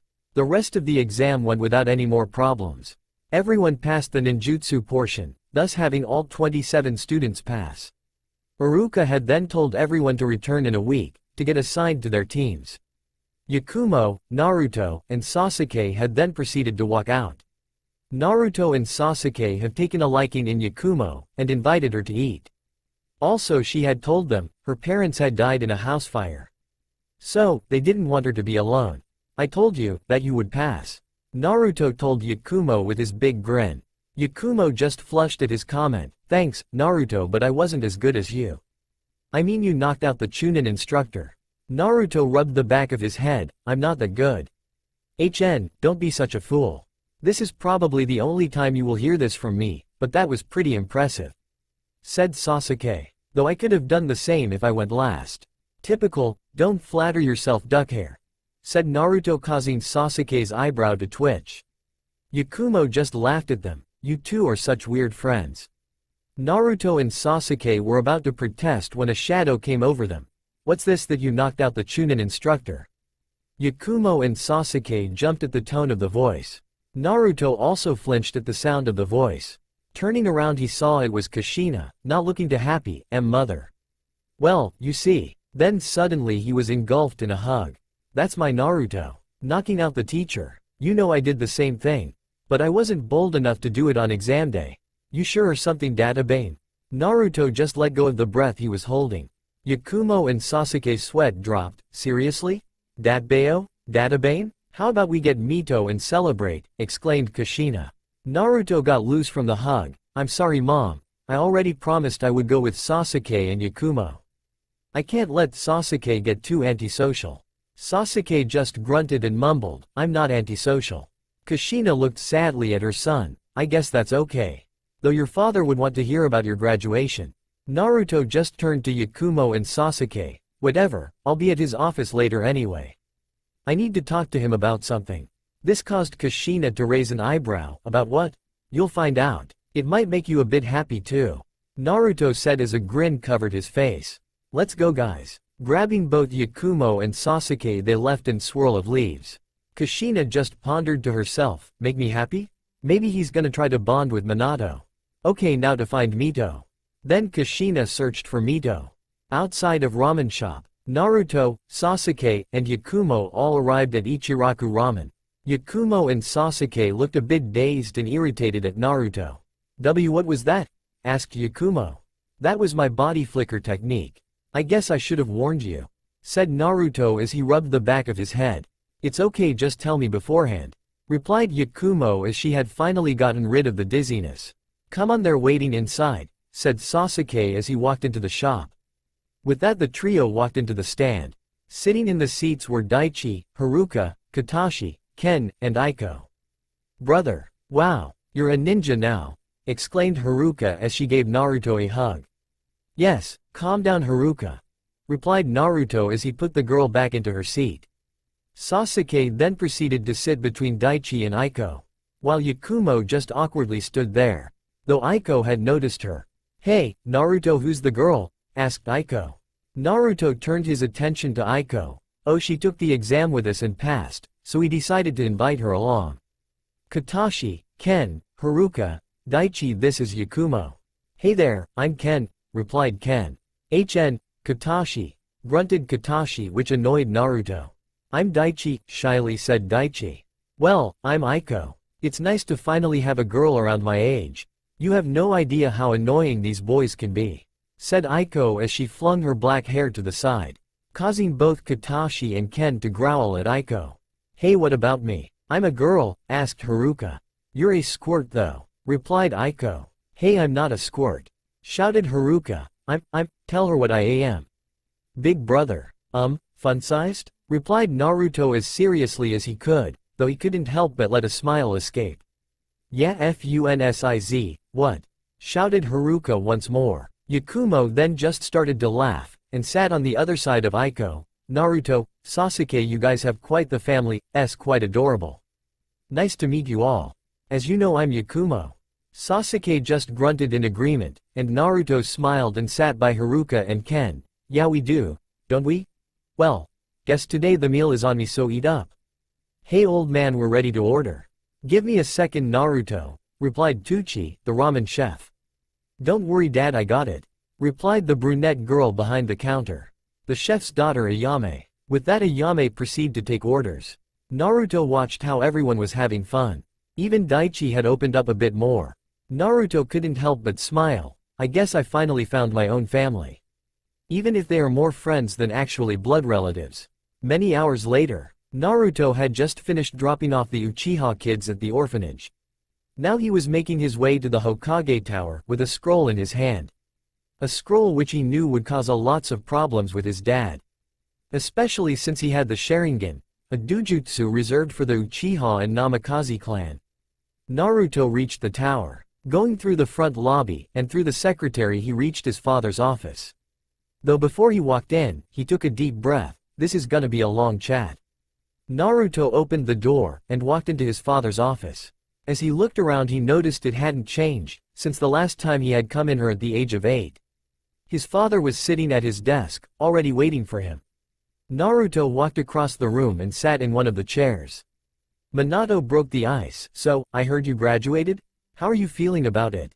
Naruto just shrugged. I was hoping to graduate earlier, but I decided to stay put. So, it wasn't a big deal. Minato just nodded, and they both stayed in silence for a minute.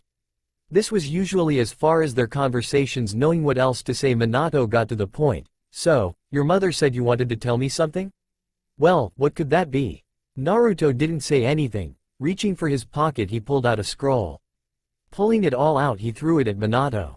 Minato caught it, and raised an eyebrow in question. Though he remained silent. As he opened it up he read through it. Then his expression turned into a shocked one. "You want to drop Namikaze from your name?" asked Minato. "That's right, Fa Lord Hokage," replied Naruto without a change in his expression. "Why?" asked Minato. "If you can't find your answer yourself, then you might not be worthy of the title of Hokage," said Naruto. Minato then just slammed his fist into his desk. "But it's your family's name." Naruto then also stood up, as well as Uzumaki. "I cherish that name more than Namikaze." "Why? I know it's more than that," said Minato. "If you don't sign the scroll I just have the third do it."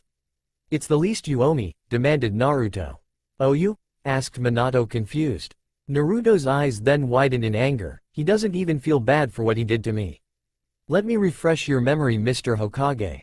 You remember back to my 9th birthday. The day that was supposed to be a great day to remember, which turned out to be the worst. When you disinherited me in front of all the clan heads. You couldn't have at least do it in private? No, you had to announce it to all the clan heads, with me there.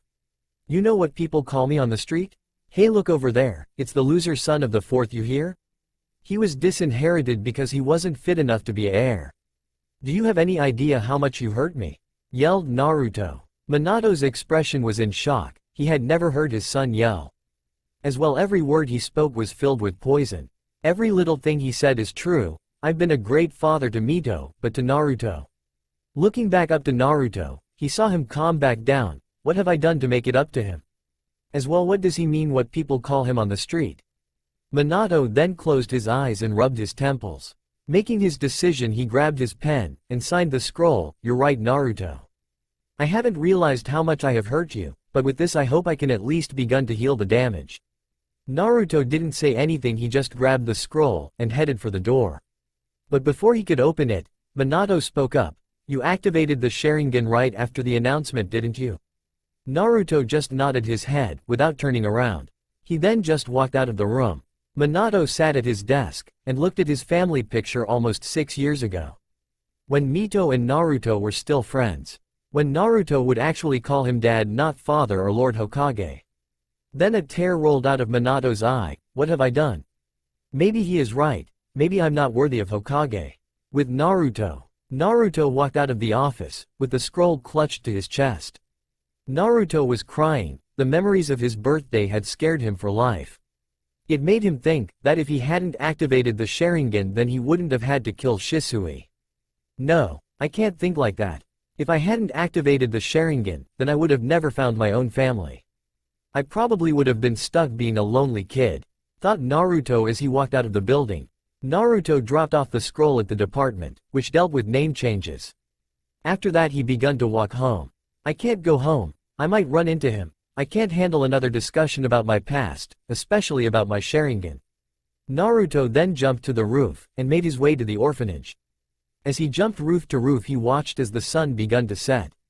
As he arrived at the orphanage, already past visiting hours, he snuck in through the window. Right into Haruka's room, the only person he could let himself cry around. As he silently got in, he noticed how his little sister was reading some manga. He let himself smile. "You know you shouldn't read so much of that junk." Haruka fell of her bed dropping her manga. "Brother." "Shish," replied Naruto. Haruka stood back up and whispered, "Brother. What are you doing here?" "Well, I was having problems at home, and I didn't know where else to go." Haruka just smiled. "Well, you can always stay with me. We can have a sleepover. Read manga, stay up late, and eat lots of candy." Naruto just let out a small chuckle. "I don't know about the last one. You get a bit hyper with too much candy." Haruka covered her mouth as she let out a small giggle. "Okay, maybe not lots, but we're having candy." "Fine," responded Naruto. Haruka just jumped up and down in victory. She quickly went out of her bed, and pulled out a box. A box filled with books, videos, and comics. Aren't manga and comics the same? By the way, brother, what happened with you and your family? I mean, your mommy is really nice. Even if she looks like a tomato," asked Haruka. Naruto just closed his eyes. "It wasn't with my mother, it was with my father. I changed my name to Uzumaki like I told you I would. Though it took a lot of arguing. So, I'm not really ready to talk to him again. I'm sorry. What if I talk to him? Asked Haruka, wanting to help her brother. Naruto shook his head. It isn't that serious, it's just I don't want to talk about how I got the Sharingan. Haruka understood what he was talking about. She knew he didn't like talking about it. Okay. Now, which one do you want to read first?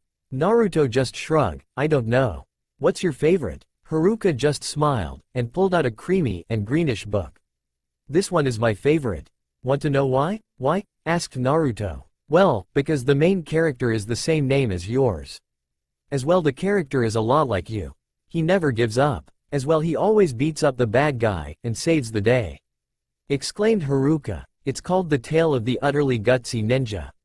Naruto pondered for a minute. I've heard that book before. But where? Well, it sounds like a great book.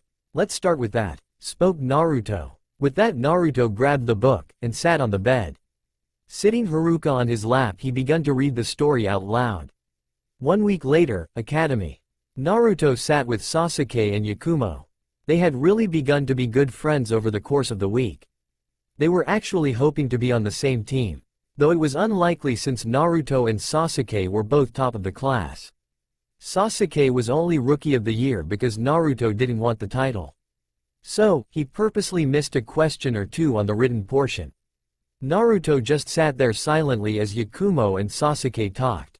Sasuke had seemed to gain major respect for Yakumo because first she wasn't drooling all over him. As well, he really respected her skills in genjutsu. Even Naruto had trouble breaking out of her intermediate ones. Though as they continued to talk, Naruto was thinking about the course of last week. His mom had chewed him out for not coming home that night. Though after the news of him changing his last news reached his family, Kushina didn't know to be happy about changing his last name to Uzumaki, or angry that he didn't consult her first. While Mito didn't say anything. She was acting a bit different, but Naruto just assumed it was about him changing his last name. He had seen his father only a few times, but thankfully he didn't bring anything up. He was just a bit more friendly than usual. Naruto guessed he was trying to make a slow approach. Suddenly Iruka popped in. Alright class, I'm proud to say that today you are now shinobi. Naruto just zoned out knowing Iruka was gonna give his usual I'm proud speech. Though his attention returned when Iruka started to call out teams. Team 1 will be, Iruka named off all the teams, though nobody said anything until they reached Team 7 will be Mito Namikaze, Sasuke Uchiha, and Sakura Haruna. Your sensei will be Kakashi Hatake. Haha Ino. Love conquers all, yelled out Sakura. Mito didn't say anything, but you could tell she was annoyed by Sakura. Sasuke slammed his head into his desk, shocking everyone in the room. Naruto just gave his friend a nervous chuckle. I don't know whether to envy or pity you. Sasuke raised his head. What is there to envy? Well, you have Kakashi as your sensei. He's one sly dog. As well, he's the guy who has the Sharingan in his left eye. Remember I told you, said Naruto. Sasuke took a deep breath. I guess it won't be too bad then. Team 8 Hinata Hyuga, Kiba Inuzuka, and Shino's sensei will be Kurenai Yuhi. Naruto watched as Yakumo flinched at the name. What's up with her? Kurenai Yuhi? Team 10 Shikamaru Nara, Choji Akamichi, and Ino Yamanaka. Your sensei will be Asuma Sarutobi. Dang it, I wanted Shikamaru on my team. Thought Naruto. Why'd I have to get the lazy bum, and his companion, demanded Ino. Iruka yelled back. Are you questioning the teams set by the third Hokage? If you didn't know, while the fourth overlooks the missions, the third is in charge of placing teams. Are you questioning his judgment? Quote. Ino just sat back in her seat defeated. Finally, the last team will be Yakumo Kurama, Naruto, Uzumaki, and Sai. Your sensei will be. Naruto didn't hear the rest as he mentally cheered in his head. Yes, I get Yakumo, a useful kunoichi, though I get the root dropout. Yakumo smiled at the idea of being on Naruto's team, while Sai gave them a fake smile. So the mission is going according to plan. I wonder how Lord Danzo managed to get me on his team. Sasuke just grunted, wanting to be the one on Yakumo's team. Not that he would say that out loud. Your senseis will pick you up in an hour. Naruto and Yakumo both headed towards Sai. Hey Sai, let's go get some food, so we can get to know each other, said Naruto. Sai just smiled. Sure, let's go. Walking out of the classroom, they both head to the roof. Having all packed their own lunch, they decided to just eat on the roof. Though as they headed up there they ran into a lady with raven hair and red eyes. Naruto assumed she was a Junin, even though she wasn't wearing the normal attire. Then the lady began talking to Yakumo. "You shouldn't have became a ninja, Yakumo. You're putting your comrades in danger," whispered the woman. Naruto noticed how Yakumo looked like she wanted to cry, while Sai said nothing. "No, you're wrong, Kurenai-sensei. This is what I'm meant to be," responded Yakumo. But Yakumo, Kurenai didn't finish. "Shut up," said Naruto out of the blue. "Who do you think you are saying she can't be a ninja? She can't control her powers properly. She's putting everyone near her at risk," exclaimed Kurenai. "So, what? I don't care," responded Naruto. "Why you, brat? Why don't I teach you a lesson?" said Kurenai as she went through the hand signs of dog hair snake ram. String bean binding illusion. Then suddenly she disappeared. Naruto closed his eyes. I guess it's time to test out the genjutsu reflection of the Sharingan Mirage Genjutsu. Opening his eyes, he revealed his Sharingan. He suddenly felt himself being clamped down by several vines.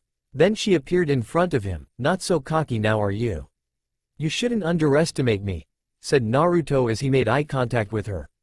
The moment Kurenai made eye contact with him she gasped, "There's no way." The Sharingan. Demonic illusion. Mirror heaven and earth change. Then Naruto suddenly disappeared. Kurenai just saw a pair of Sharingan, before she felt she was the one clamped to the ground. "If you hadn't underestimated me I wouldn't have beat you, would I? That was your big mistake. As for Yakumo, leave her alone. I don't care if she couldn't control her powers. We, as her comrades, have complete faith in her abilities. Don't we, Sai?" declared Naruto. Sai didn't know what to say. "I don't know, if she's a risk to the mission then, she shouldn't be involved. Yet, I need to get on his good side." "Yes, Naruto, I also have full faith in her abilities," said Sai. Naruto just gave Kurenai a smile, as he released the genjutsu. "Let's go, Sai, Yakumo. We've got lunch to eat." Naruto grabbed Yakumo, seeing that she wasn't gonna respond. Sai followed behind as they left Kurenai behind. Kurenai was just on her knees as she just gave Naruto a curious look. "Naruto Uzumaki, you're an interesting one. Such prowess at such a young age." Kurenai stood up. "Have faith in her abilities." On top of the roof, Naruto and Sai were quietly eating at their food, while Yakumo just stared at hers. Naruto having had enough. "You're really gonna let her put you down? She said you weren't gonna be a ninja, but look at you now. You're a full-fledged shinobi of the leaf," said Naruto. Yakumo looked up at Naruto as tears began to leak out. Thank you, Naruto. "You're right. Thanks for backing me up back there. I don't think I would have been able to defend myself." "That goes for you too, Sai." Naruto watched as Sai just gave a smile. "You didn't completely believe in what you said earlier, did you?" asked Naruto. Sai gave him a blank look. "What do you mean?" Naruto sighed. "I know you lied, though I appreciate it regardless." Sai was speechless for a while. "How?" Yakumo looked at Sai in interest. "What does Naruto mean lied?" "First of it's very difficult to lie to the Sharingan.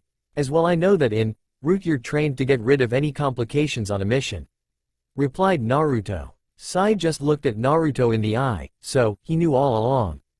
Yakumo just gave a curious look. "Root? How did you know?" asked Sai. Naruto continued to eat. "The way you carried yourself, as well the way you talked. Everything was forced, though you're kind of different from the rest." Sai asked, "What do you mean? You're not completely sure about Danzo, are you?" said Naruto. Sai narrowed his eyes. "There's no way he knows about Shin." Sai just shrugged. "He doesn't matter anymore. I'm no longer part of Root." Naruto finished his food, and threw it in the trash can. "Good, because you're now part of Team 11, and in Team 11 we never leave a comrade behind." "What if?" spoke Sai. "There's no what ifs. Just like we didn't leave Yakumo behind with her old sensei. We never abandon a comrade. So, if you truly want to be part of this team then you will never abandon a comrade," said Naruto. Sai just looked down at his plate. "Never abandon a comrade? Is this emotion?" Yakumo then spoke up. "Yeah. That's a great motto to fight by. That should be like our team thing." Naruto smiled. "I'm glad you agree. I hope our sensei does too. By the way, who is it?" Yakumo was about to reply when the bell rang. "Whoops, well I guess we should get back. You'll meet him there." With that, Yakumo walked down the stairs, followed by Naruto and Sai. 3 hours later, Team 11 and Team 7 were impatiently waiting for their sensei. Everyone else had already left except those two teams. Naruto had already expected Kakashi to be late, but he had no idea who could be their sensei. Yakumo had quickly started talking to Sasuke, much to the annoyance of Sakura. Sai was just sitting at the desk in the middle deeply thinking. Therefore Naruto had no one to ask. Naruto assumed it was just some new guy Kakashi had convinced to be late, or maybe a friend. Naruto sighed as he watched the clock tick. Then suddenly the door opened revealing.